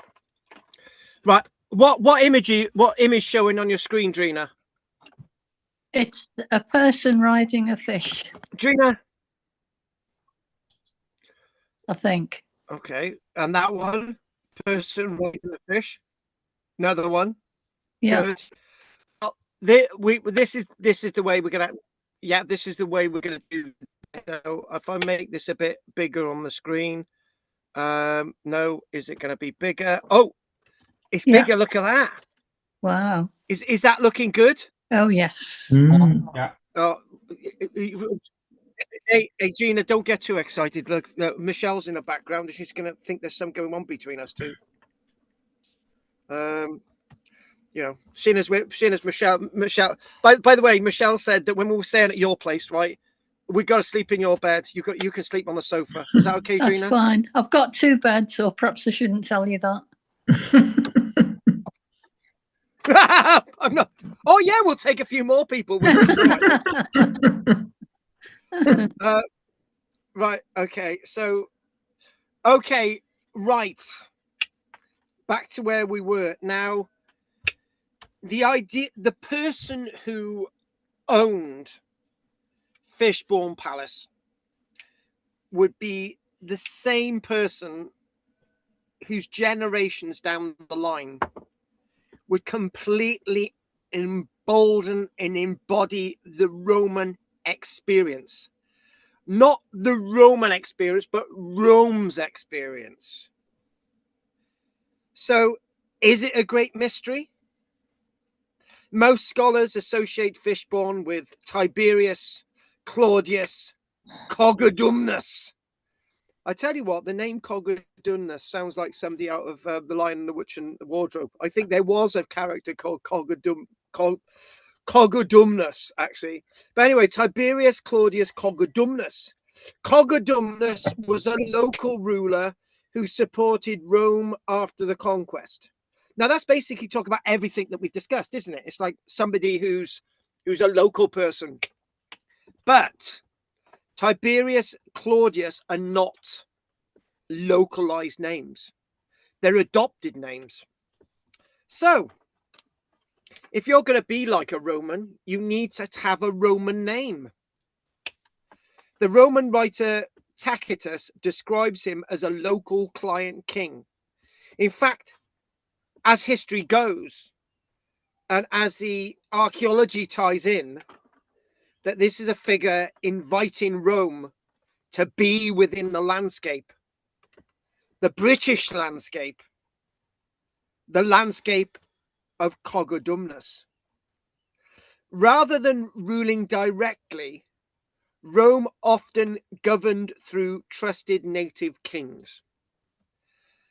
And that would save on sort of having a Roman legion over here. But we do have the Roman army in Britain in strength. And what was that doing here? But that's for another day.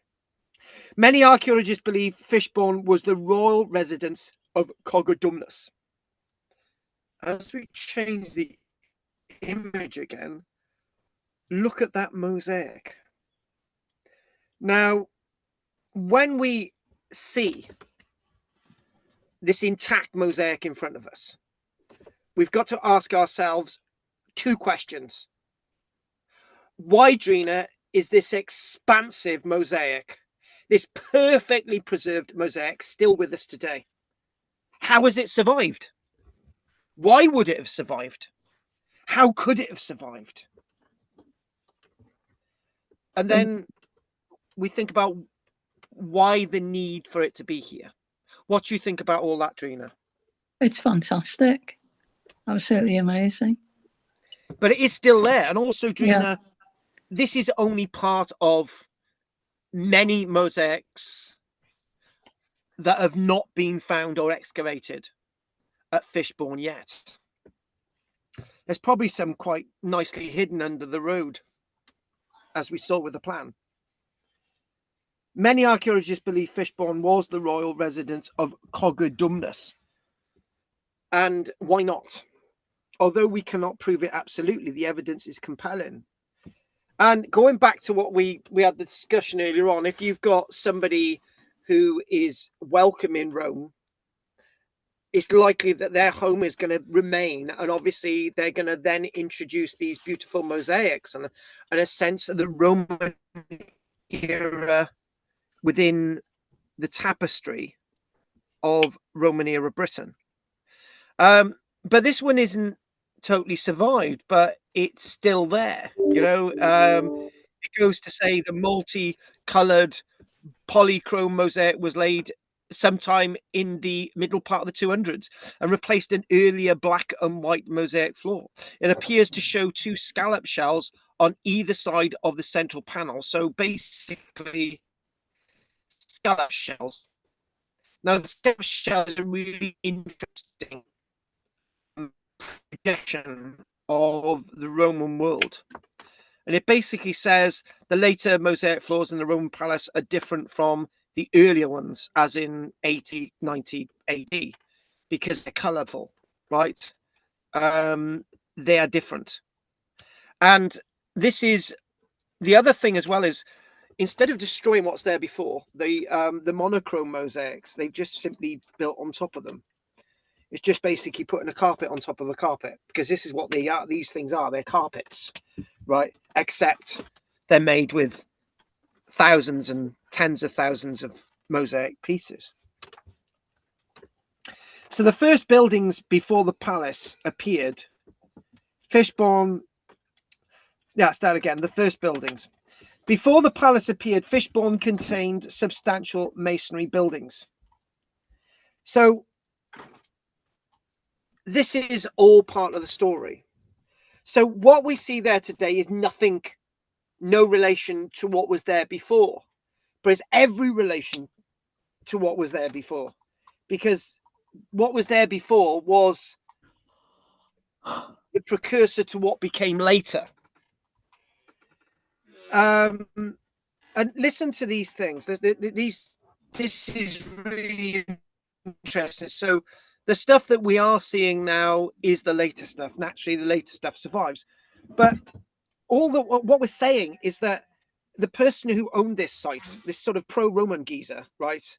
They already possessed painted walls and high status features. So Rome had already arrived. And again, that big question is, why do you need to invade a country when Rome has already arrived? If you're already doing this stuff. This suggests an elite residence existed before the famous palace was constructed. In other words, the palace did not appear from nowhere, it evolved. And you remember that discussion we had earlier on about Stonehenge? Stonehenge just didn't turn up from nowhere. It evolved from somewhere. This is what history and archaeology is about. It's an evolution. It's an evolution of understanding. It's an evolution of what we're learning now, but it's also an evolution of history.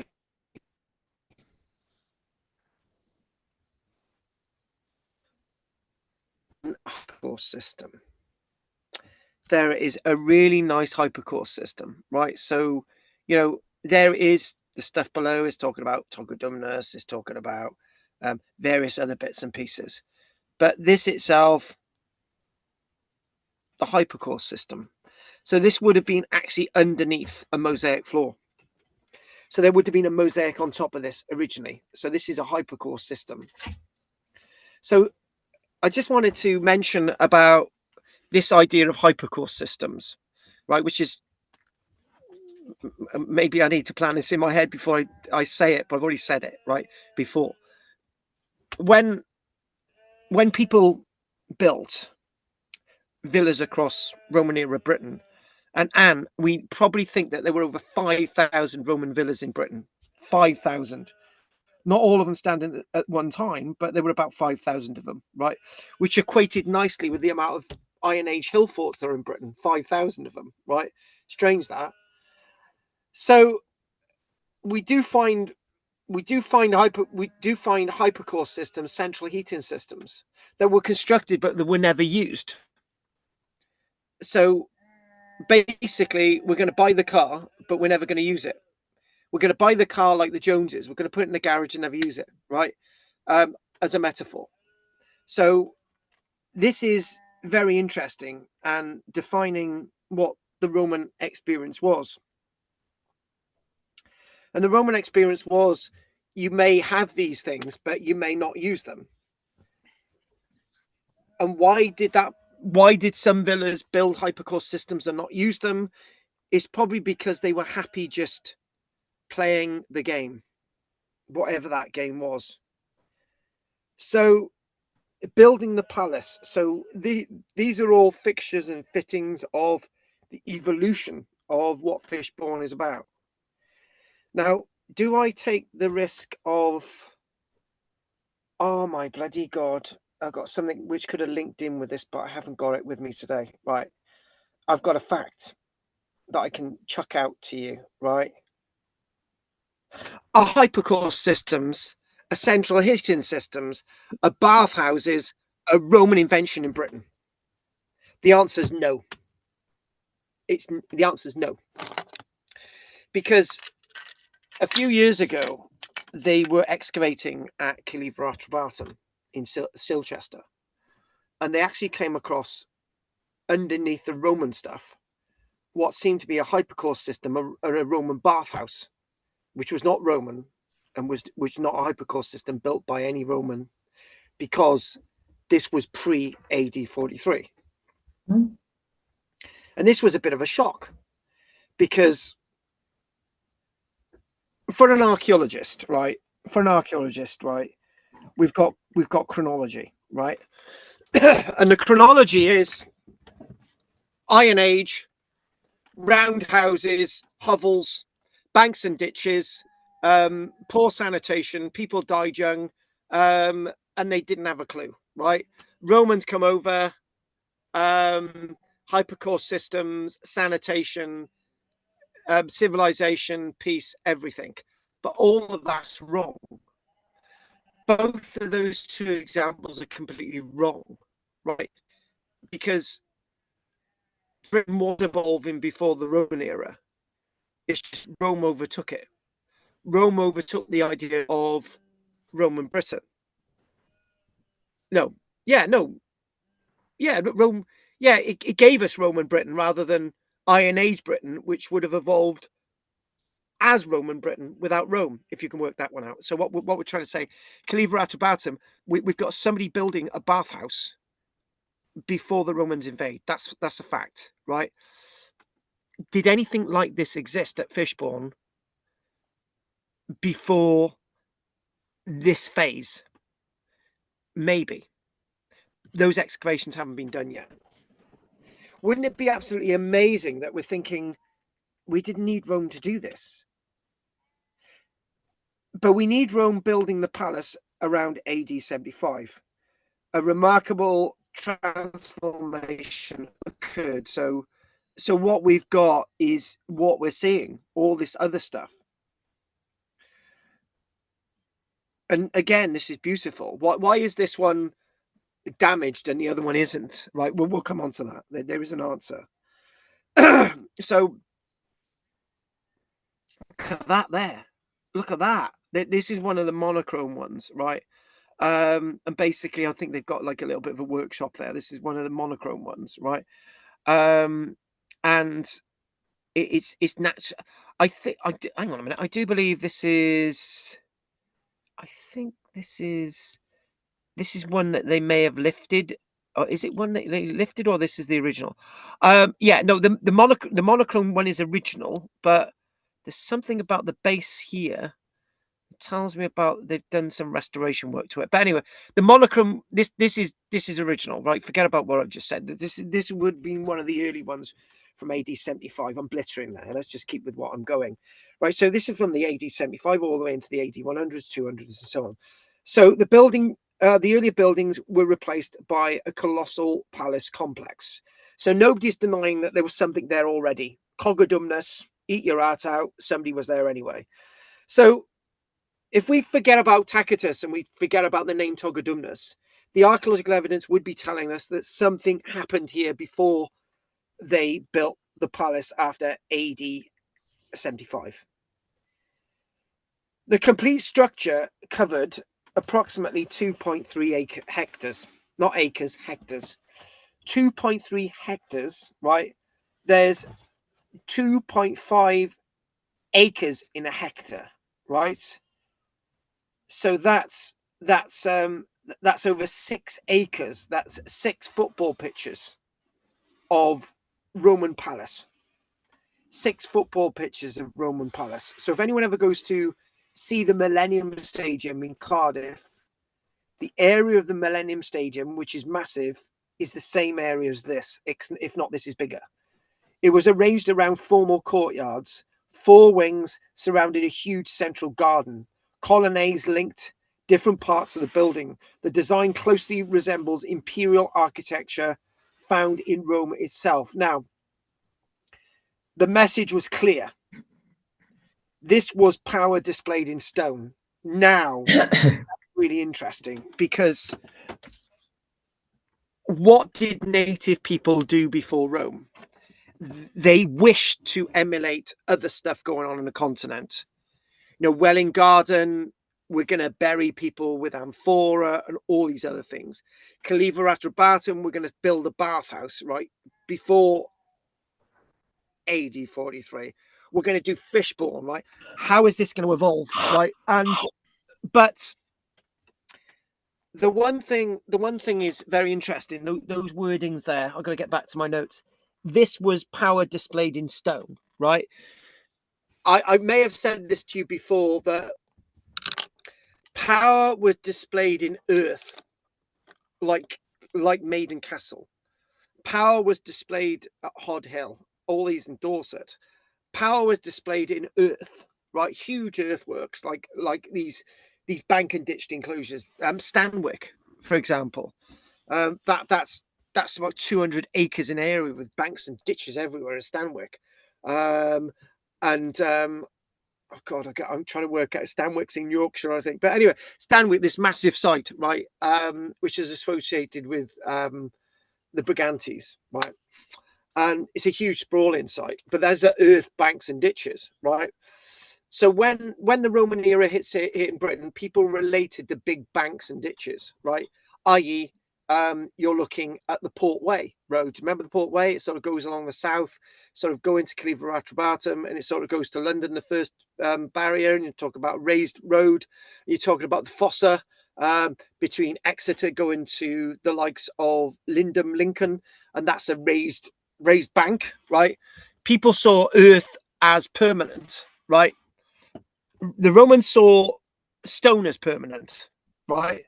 But they were playing the game. So when you look at the Antonine Wall, Glasgow, right, cutting off sea to sea, it's an earthen bank, right, with a ditch. That's what people related to. They didn't relate to a stone wall, as in Hadrian's Wall, right? So these Iron Age people are now getting into the idea, okay, you can't build a Roman villa out of earth. You've got to actually build it out of stone, right? And you've got to have mosaic floors. This is what makes it Roman. This is what emulates the idea of Rome and the position of Rome and the understanding of Rome and the embodiment of Rome. When we think about this, Fishbourne was enormous. It was huge. How big was it? It was enormous. Visitors often assume Roman Britain was poor compared with Italy. Now, I would like to ask you all a question. Have I ever said in any of my presentations, and who have we just lost? Oh, did she have to go? no, she must be falling asleep. Oh, okay. Have I ever said in any of my presentations that Britain was a poor relation of Italy? Have I ever given that impression? No. No, exactly. Because our relationship as British people is what we feel about our relationship when we're looking at ancient Rome, and how we emulate our sense of importance with the world, right? And that's how it is today. You know, we as British people today think we're highly important. We used to have this wonderful empire once, right? And we're still amazing, right? You know, we still think that a little bit, right? But one thing I would say is that's how people thought back then. What they're going to do, they're going to have Rome on their doorstep, and this is our Rome, right? This is why people built these things. So this is really important to see. One thing you can actually see, this is monochrome mosaic, and this is built on top of each other. Isn't that absolutely unbelievable? So you get this. So and the other thing as well is one day, right? If you can think one day we're gonna have the technology one day, what mosaics underneath that will take this up. It might be equally as this, but it is in color. Whereas that's black and white. So when we can look at this, so Fishbourne destroys any assumptions of visitors often assuming Roman Britain was poor compared with Italy. The palace was larger than many elite residences elsewhere in the empire. It was huge. And Woodchester is another locality in Britain which may have had a villa, a palace that was actually bigger than Fishbourne. We might have one that's bigger than Fishbourne, right? And I might actually show you that before we finish today. It remains the largest residence known in Britain, other than Woodchester, and one of the largest north of the Alps, as we said. Imagine standing in its central courtyard. Can you still hear me, guys? Yes. Good.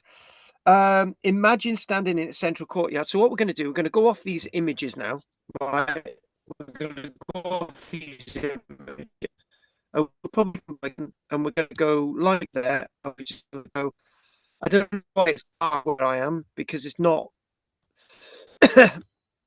Right, so here we go. We're back the other images, and hang on a minute, where are we? If we go there. Hang on. Action.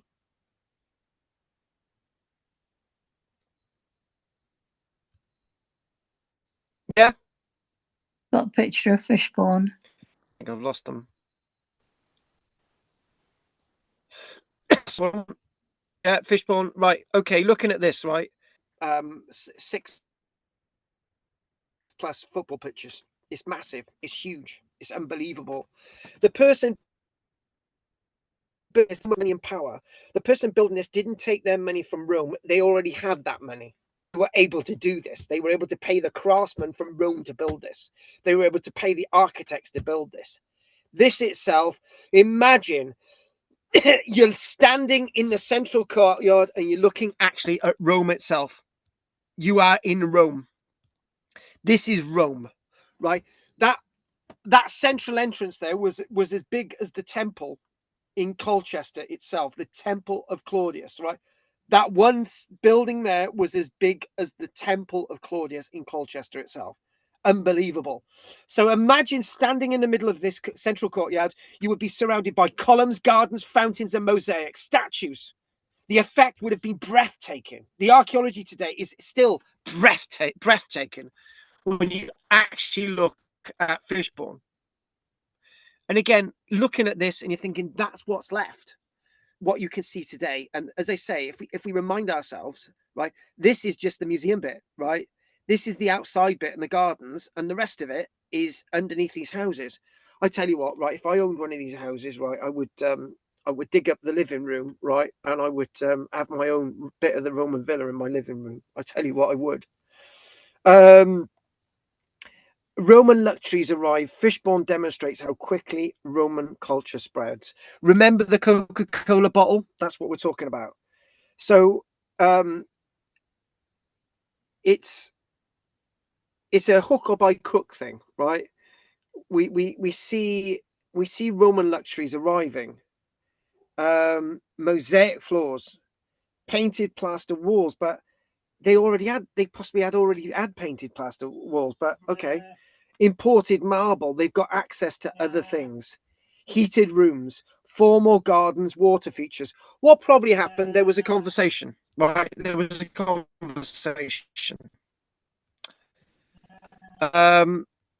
Say it was Congo Dumnus, right? Say it was. It's like, right, okay. Just imagine it's just a few disconnected buildings. And somebody's saying, right, why didn't we make it bigger? Have you got the money? Yeah, I got the money. Right. All right. We'll have a bath suite over here. Right. We'll have a sort of palatial entrance. We'll have sort of. We'll also. This is interesting, right? We'll also have a first floor. And that is revolution, right? In southern Britain, right? 99% of buildings were only ground floor level, right?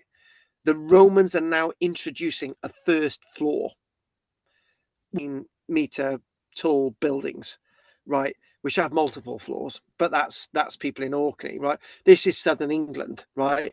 So this is you're seeing a command of civilization that is different. These were not northern frontier luxuries. These were Mediterranean luxuries within British Rome. There's this term that people use, Romano-British, right, which I don't use, right? But this is all part of the majesty and understanding of this deep cultural exchange. And you might be thinking that what are British people bring into this Roman experience? Well, they're using lots of building material that's available in Britain, right? Lots of the stones for the mosaics are British, right? You've got Bath stone, some of that's going to be used, but the experience is that within the gardens, they're going to be having some localized plants. Grapes, for example, have been grown in Britain for several thousand years before Roman civilization. So, viniculture is already here, right? So it's not being introduced by the Roman world. So again, back to that question: what is the contribution that the British people are actually making to this site? Maybe it's along the lines of mosaic designs. Maybe it's along the lines of the painting. Maybe there are things that we haven't grasped yet, right? That's the experience that we as people are putting it into these types of sites. There's things that we don't always know in archaeology. So Fishbourne contains some of the finest Roman mosaics in Britain. Many survive exactly where they were laid. And what we do see in lots of museums in Britain, including the British Museum, is that they've excavated Roman villas around the country, and they've taken the mosaics and then put them on the wall. And you're thinking, what the hell? There's a museum in Hereford, for example, and there were excavations at a site known as Kenchurch, and they've put the mosaics on the floor, on the wall, and you're thinking, why are they on the wall? Doesn't make sense. But so these mosaics are actually in situ. They're where they were laid. So this allows archaeologists to study them in their original context. The mosaics display, as we already know, geometrical designs, floral patterns, and complex artistic layouts.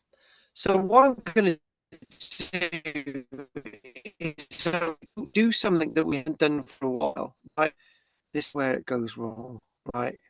This is where it goes very wrong, folks. We're going to go on. We're going to see if I can get the Google working on this, right? Which I've not done since I've been using this new technology, right? So here's where it all goes wrong, right? Hopefully we don't end up on some dodgy websites, right? So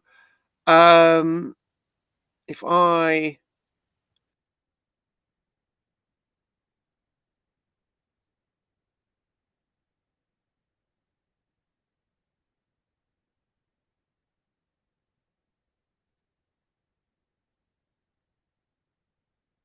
You're muted, Carl.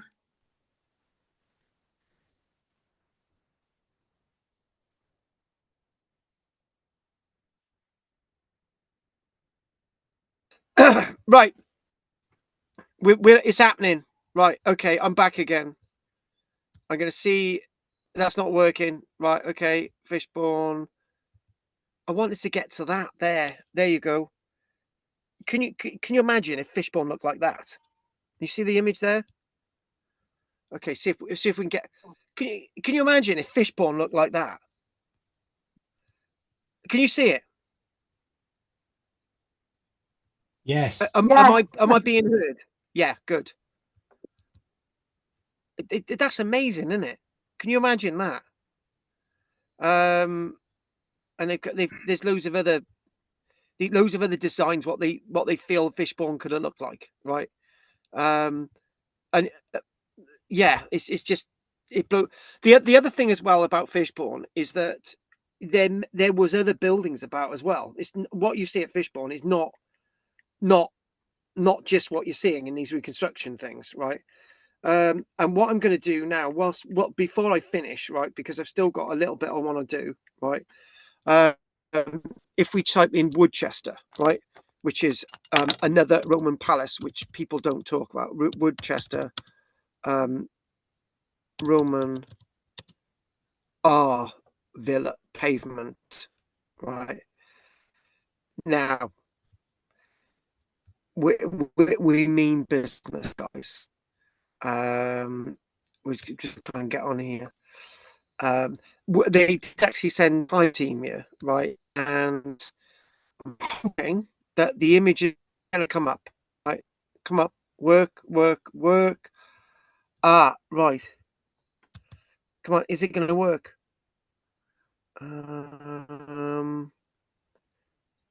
Right, there we go.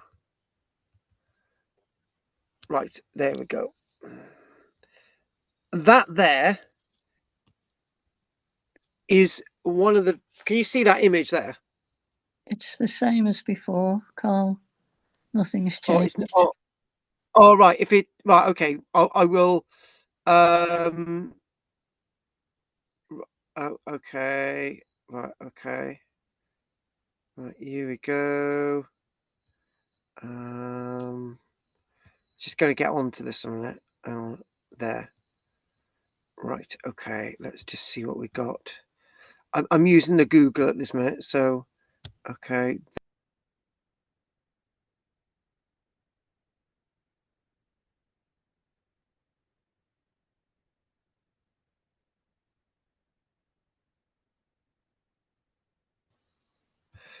Right, okay, go for it again. We've got. Are you seeing that? Yes. That you can to get an idea of the people. That is a that's the mosaic of Orpheus, which is still at Woodchester, in the middle of a graveyard, right? And this is when this was originally excavated. It's huge. If I can get this image up here, hang on, is it going to come up? Bit slow tonight. There. Is that showing? Drina? No, I don't think so. We've got a few pictures on screen. Okay. I'm just I'm going to go back to it again. Right. Okay. It's a big image. There.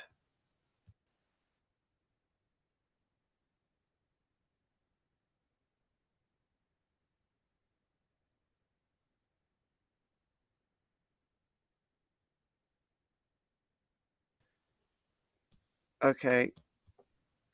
There. Yes. Got it? Yes. Yeah, got that. Wow. That is actually what's in the cemetery at Woodchester, right? Now, Woodchester is believed to be much bigger than, for example, it's in Gloucestershire, right? And we'll do this again. And what I'm going to do in context of the palace of the likes of Fishbourne, right, is one of many Roman villas discovered in Gloucestershire, right? There is now nothing visible of the villa above ground, and the site is occupied by a later churchyard. It's this, it's the mosaic of Orpheus, and the only real plan that we've got is the plan that was made of it in 1793, and it's a massive sort of it's a massive mosaic, right?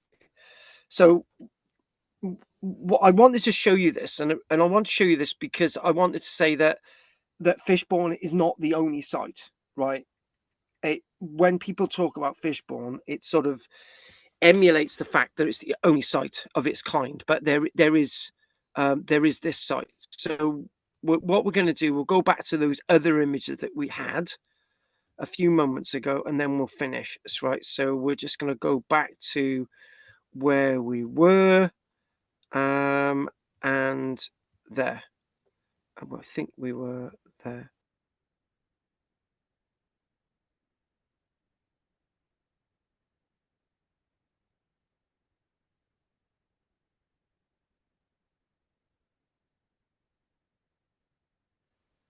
Right. So,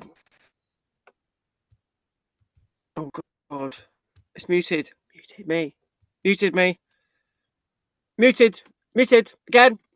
It's muted me again. I don't know what's going on. Right. No, near you. I'm still muted. No, you're I'm not. still We can muted. hear you. You're not. We can hear you, Carl. Can you? Yeah. Yes. All right. Okay. Are you back to Fishbourne? Yes. Yes. Both With the layers. two layer. Good. Yeah. The two-layer one. So we'll just finish on this now. So you've got the idea again: the mosaic display, geometric designs, floral patterns, complex artistic layouts. I would say that the stuff that's there today, there's probably about another 10 times more left to find or has been destroyed. They reveal the presence of highly skilled craftsmen. Whoever's designing this has got a lot of money.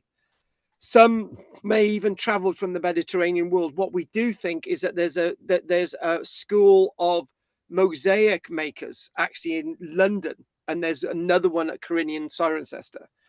For Roman visitors, these floors were statements of wealth. They were the equivalent of luxury architecture today. So when we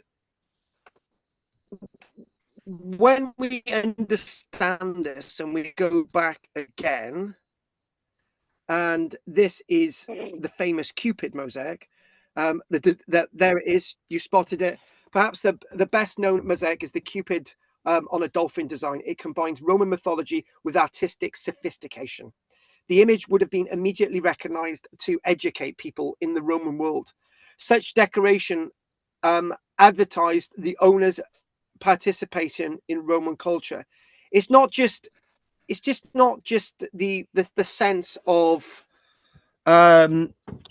It's basically you're now part of Rome. You've accepted Rome. You are now part of Rome. And it's the same as the gardens, for example. The Fishbourne is unique because archaeologists identified formal Roman gardens. Basically, when they were excavating, they found the beds, the flower beds, and they actually found root systems. These are among the earliest Roman gardens known in Britain. I would like to say that people had gardens in the Iron Age, right? I've done talks on this. We did have Iron Age gardens. So excavation at Fishbourne revealed planting beds, garden layouts, walkways, courtyard arrangements. Modern reconstruction give us a glimpse of how impressive these spaces were. And again, getting a sense of more connection. Yes, a body cut within sort of a mortar floor. So modern reconstructions, which they've got at Fishbourne, give a glimpse of how impressive these spaces once appeared. Imagine roses, herbs, clipped shrubs, and decorative features arranged around elegant colonnades. We're coming sort of to the end today, and maybe I might not go completely to the end. When you, again, this is part of the later phase when the villa is and the palace is starting to fall out of use, where people are actually buried within the structure. So, but thinking again about what this is all about, it's the palace was not merely a house. It was a political center. Visitors might include Roman officials, military commanders, merchants, local tribal leaders. So in other words, what's happening again is that everything's turned on its head. People are visiting this site who are Roman officials to a local tribal leader that's accepting them. And you're thinking, hang on a minute, there's a local tribal leader who's built a Roman villa, palace, and he's not Roman by birth, but Roman officials are visiting him. So in other words, he's become more Roman than a Roman's visiting the place. No, this is how strange this is. That person buried there is one such person who's in other words seeing people from Rome visiting this palace, and banquets would have been held, business conducted, political alliances negotiated. Fishbourne was as much a center of governance as a residence. So in other words, the sense of being a residence, a sense of emulating Rome, a sense of this multi-cured level of luxury developing over time. Behind the luxury stood an army of workers, and the army of workers is needed for something like this. The hypercourse system needed to be fed with fuel to heat the building 24/7. This villa itself had a workforce of cooks, servants, gardeners, builders, guards, craftsmen, laborers. You name it, people worked within this landscape. And this is one thing that we miss in all of this, right? the system of Rome was a great employer. When you think about the baths of Caracalla outside Rome, we're talking about thousands and thousands of servants were employed in keeping the baths of Caracalla, right, functioning. Thousands. And there were so many people kept in the employ at Caracalla's baths and palace, right, outside Rome, right, that they had an underground they had an underground community. They had an underground sort of tunnel system so that people could work within the palace. This is how these things functioned. I'm not saying there was an underground system here, but the palace functioned because dozens, perhaps hundreds of people supported its operation. And those hundreds of people, 99% of them were actually born and bred in Britain. Archaeology often celebrates elites, but the most of the people here were actually local people. Fishbourne reminds us that ordinary people made elite lifestyle possible.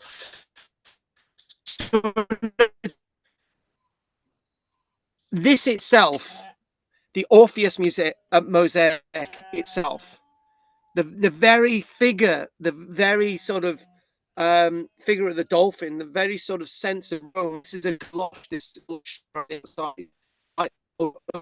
actually it's like more like a braid actually. But when you think of this, when you think of this image, right, the people who decide what goes on here is a local people, right?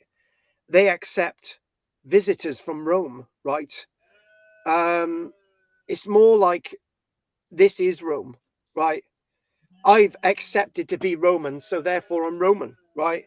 So these people at this place are on par with the best of the best in Rome. This is Rome. This is everything, and that's, again, I've said that so many times today. I've repeated myself so many times. Fishbourne and Rome. One of the most striking aspects is how Roman the palace feels. The architecture closely resembles high-status residences in Italy. The gardens, the building itself, the owner clearly wished visitors to think, I belong to the Roman world. I am Roman. You are as Roman as me, and I am as Roman as you. I am Spartacus. We are all Spartacus. We are all Rome. Fishbourne therefore represents Romanization in action, not forced, but chosen, at least by the local elite. And in fact, when you say at least by the local elite, we'll just sort of just mention something quickly about that. And we're not going to get as far as I wanted to tonight, so we'll leave what's left there for next week. I'll just do this last bit. Destruction. The palace flourished for roughly 2 centuries or more, 2.5 centuries. Then disaster struck. Sometime around AD 300, a major fire devastated much of the complex, whether caused by accident, neglect, or alien raiders. No, not aliens from space, but, raiders from somewhere. The building was never fully restored. This marked the end of one of Roman Britain's great residences. We're not going to continue with my notes today because there's a little bit more to do. There's a little bit more to say. And next week, I'll have a lot more images and a lot more information and so on. We'll come back to Fishbourne next week and complete it. But I said something to you all last week, which is very important. When you do something like this, when you send something like this, you start to see things which you don't normally see, right? Which we've done, Pompeii and the roads and the trackways and so on, right? But one thing that I'm seeing more and more when I'm looking at Roman era Britain is that there's something odd going on, right? It's almost as if suddenly people have thought, maybe we want to do something different. Maybe we are different. Maybe we're so detached from Rome. This is our own Rome, right? We don't feel so close to Rome because we've created it here, right? And therefore, when something like this declines and is burnt and not rebuilt, that's part of it. But that goes against everything else, because into the 300s, it's known as the Great Roman Villa building stage in Britain, right? People are suddenly bringing their own take of Rome. The mosaics themselves have British mosaic designs with British mosaic makers, right? It's almost as if we don't need Rome anymore. We are Rome. We're and then Christianity comes in, and that's something else, which we've said at the beginning. Christianity is the legacy of Rome. So when we get to Judith, I'm doing this for you, Judith. When we get to somebody like King Arthur, and all the things that go with that, with King Arthur, all the things that go bump in the night, that's because we've founded our identity as British people well before the end of the Roman era in Britain. And then one last point, and this is massive. When archaeologists are excavating at Chedworth and they realize that somebody's building a Roman mosaic at Chedworth in 420, but it's not a Roman from Rome building that mosaic. It's a Roman from Britain building that mosaic. We are Rome, except we're born in Britain. And that's where we're going to finish. And so many people just are critical of me. They just say, you've got this obsession with Rome. And I'm saying, yeah, because this is British Rome. It's like the Raj in India, right? The Indians they start to speak English, and they got their own type of English, Indian English, right? And they've got their own system in India that is like a British Indian, but it's the Indians are more British than us. Do you know what I'm saying? Anyway, that's what we're saying with Rome itself. On that note, we're going to call it a day. And let's see what you've got to say. Right, Drina, what would you like to say? Nothing really, except to say it's fascinating. Thank you. And I think what I could do next week is bring more images into this, more images into Fishbourne, and then that will sort of give us a more end to me rushing it tonight. So there was about another 4 or 5 parts to this that I was going to do. What was I going to do? I was going to do also this. I was going to, after Rome, the very important rediscovery, very important Barry Cunliffe's excavations, why Fishbourne matters. Conclusion. We didn't do any of that tonight, so we'll do a lot more stuff next week. And there's things like, was Cogadumnus a collaborator, or was he more Roman than a Roman himself? Yeah. Was he a loyal British king working with Rome, right? Or a visionary who recognized where power now lays, or a third one, a visionary who recognized that we were the power in Roman era Britain, which is fundamentally more true to the story than anything else. So when we start to look at sort of Cramond, which is basically east of Edinburgh, right, and the Cramond Lion and the Roman fort and so on, right, and we look at Cramond and we think, well, Cramond is operating in a world where there's no longer Roman military in Scotland in the 200-300s, right? Why is it still there?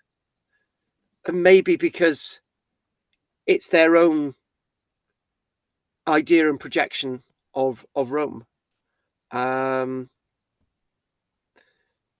lots of people in Britain didn't need Rome. They Shetland, Orkney, they didn't need it. They had the ways of doing things there, which was very different.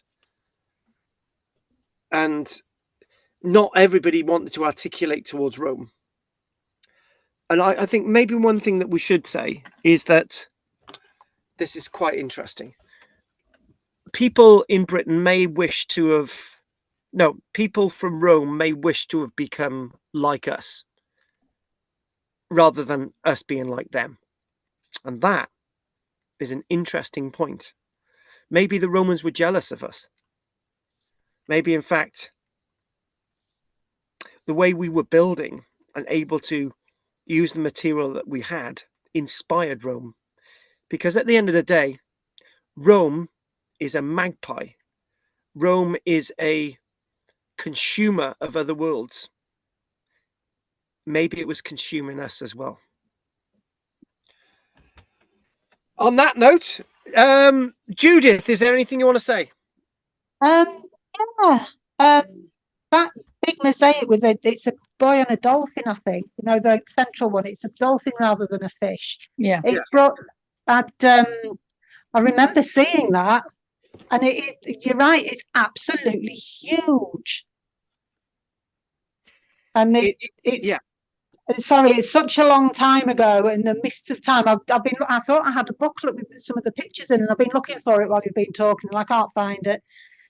But no, I remember that being huge, and the whole site it's all undercover and it's all preserved, and you can walk round. I mean, you've shown the pictures, but you can literally walk round and look over the top, so you can almost look down as if you were walking on it. Which is I mean, that was back in the 80s, so I don't know whether it's more now. I don't know. But what was I going to say? Yeah, go on. Go on. Do you remember last year? Was it last year or the year before? You asked me to go to that Roman villa in on the Isle of Wight. Oh my bloody God! Yeah, that was great. And yeah, I lost my phone died, and I've lost all my pictures and video and notes and everything from that trip. I still got them all. If you can dig one out, I'm sure that at the end of it, and when it started to decline, there's similar circumstances to what you've just described in Fishbone. Some raiders turned up and killed everybody, and then it was never the same again. And it might have been the same raiders because it's on do you know what I mean? The Solent and Chichester, they're not that far away from each other, are they? Fishbone, rather. They're just across the Solent from each other, aren't they? So what I'll do, because the stuff, when you sent me that stuff, we weren't doing the Romans, so I didn't use any of that. And it was so jumbled because they'd moved everything. I thought it was all in situ, and it wasn't. They'd moved loads of stuff that they'd found to that site to preserve it so that they could plough up the land that they'd found it on, because they turned it into a farm. Yeah, I hate that. Yeah, I hate that. They moved, what was it? A corn bread dryer oven, a or Roman wasn't it? bread oven. Yeah. Corn dryer, that's right. Yeah, that's right. Corn. Which gets me, because the way people are thinking about archaeology now, they're sort of incorporating it into their plans, and it's just like thinking, what best to have a Roman villa in your fucking under your house? Sorry, man. Yeah. You know, it's just like this is what they're doing, and it's just like a restaurant with as we've seen, a restaurant with like near the entrance to where the original precinct was for the Temple of Claudius. You can go into the restaurant and you can look down below, and I just think that's absolutely brilliant. That's what we should be doing, and you don't really need to change your plans very much to include the archaeology, and and I think people are realizing that now. There's a factory somewhere in England, right? And what they did, the factory decided to preserve, I think it was a bathhouse, and they moved it outside of the factory. Outside, they moved the whole thing outside. I'm thinking, why didn't you actually just keep it there, right? But now we're realizing that the best thing to do is keep things where they are rather than moving them. It's mad, because you don't need to move these things. You can keep them there, and you can bring them as part of the plans. And I tell you, one of the most suffocating things I've seen. In the 1960s, there was this lady that used to come to my classes in Bridgend called Dorothy. And she said to me, she said, "Oh, they campaigned to save this Bronze Age standing stone, right? So they moved it, right? And it's just thinking, well, why didn't you just keep the standing stone where it was, right? Because when you move a standing stone, it means nothing. It's just a bloody stone. If it's there, then it's like moving Stonehenge. It's just like a crockery, right? But if you leave it there, it means something, you know? So anything else? Anything else, Judith? No, that was it. Thank you. Brilliant, brilliant. Okay, thank you for that. We didn't do any Cornish stuff, but we will next week. So, Andy. No, it was I was kind of curious that I know you said it was raided at Fishbourne, but usually these places got rebuilt. I was just wondered why it didn't get rebuilt. You know, something as big as that and as wonderful as that. A lot of them were reused, even with just bonfires on the mosaics. You know, but they didn't even do that, did they? It just seemed to have been suddenly abandoned. No, they didn't. If you've got all the money in the world, then that's what you might do, right? It does tell something, though. Something quite catastrophic happened a few years later, that it's almost as if there's such a disease that spreads through the land, right? That because when you think about, right, okay, if we want to digest this properly, most of what Roman era Britain is what was there before. Most of the people who are here, and they didn't really need the military to protect themselves. But when we go into the 400s, right, 440s, 450s, Silchester, not Silchester, Cirencester is abandoned. A massive, rich Roman city like Cirencester is abandoned. We find corpses in drains and stuff, and there's one body. There's a body of a person who dies in a hypercore system, right? Because they crawl in there and they drop dead, right?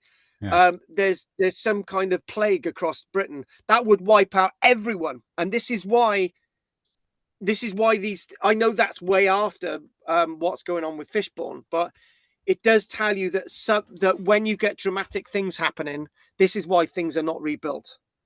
And it's very odd, to be honest with you. And the other thing that's really odd as well is that when you look at Europe, there are places in Europe that have survived wars, and you've got old manuscripts and libraries that have survived 1,500 years, right? What have we got in Britain? It's almost as if somewhere along the line, all of our history has been destroyed. We do have some stuff at Lindisfarne, and we've got the Book of Kells from the likes of Ireland, but most of that, all that Roman documentation stuff disappeared. It was erased. It's probably because there was nobody to look after it, but we jumped the gun. But when you think about Fishbourne, maybe they just moved and something changed.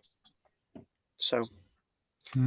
Maybe being a member of the aristocracy in Britain is something different. Maybe that idea was a different thing altogether.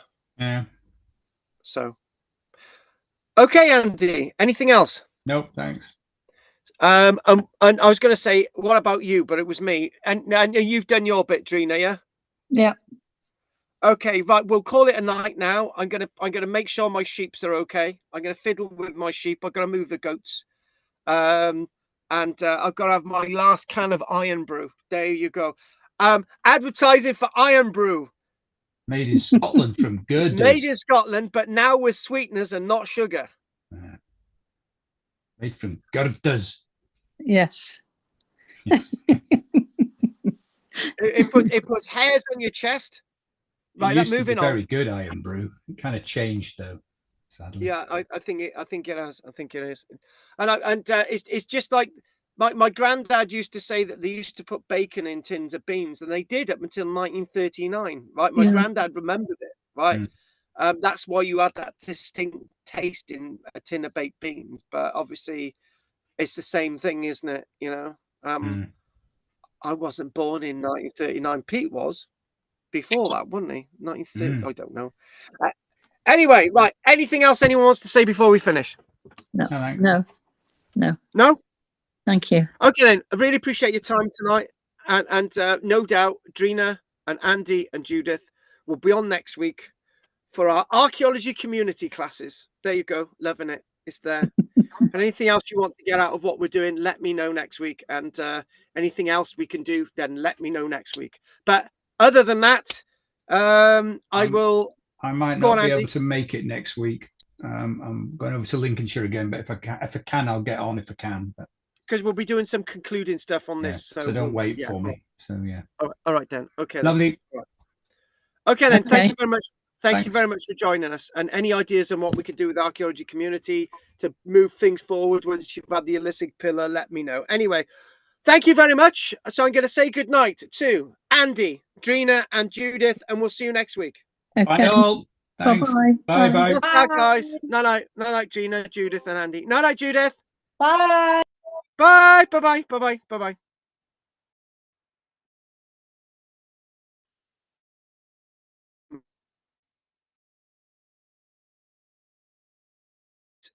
Nothing.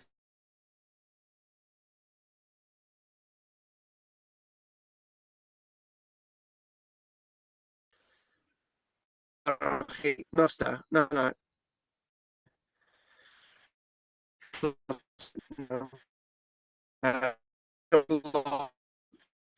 I will be on. Okay. 5, 6, 7, 8, 9, 10. Dun.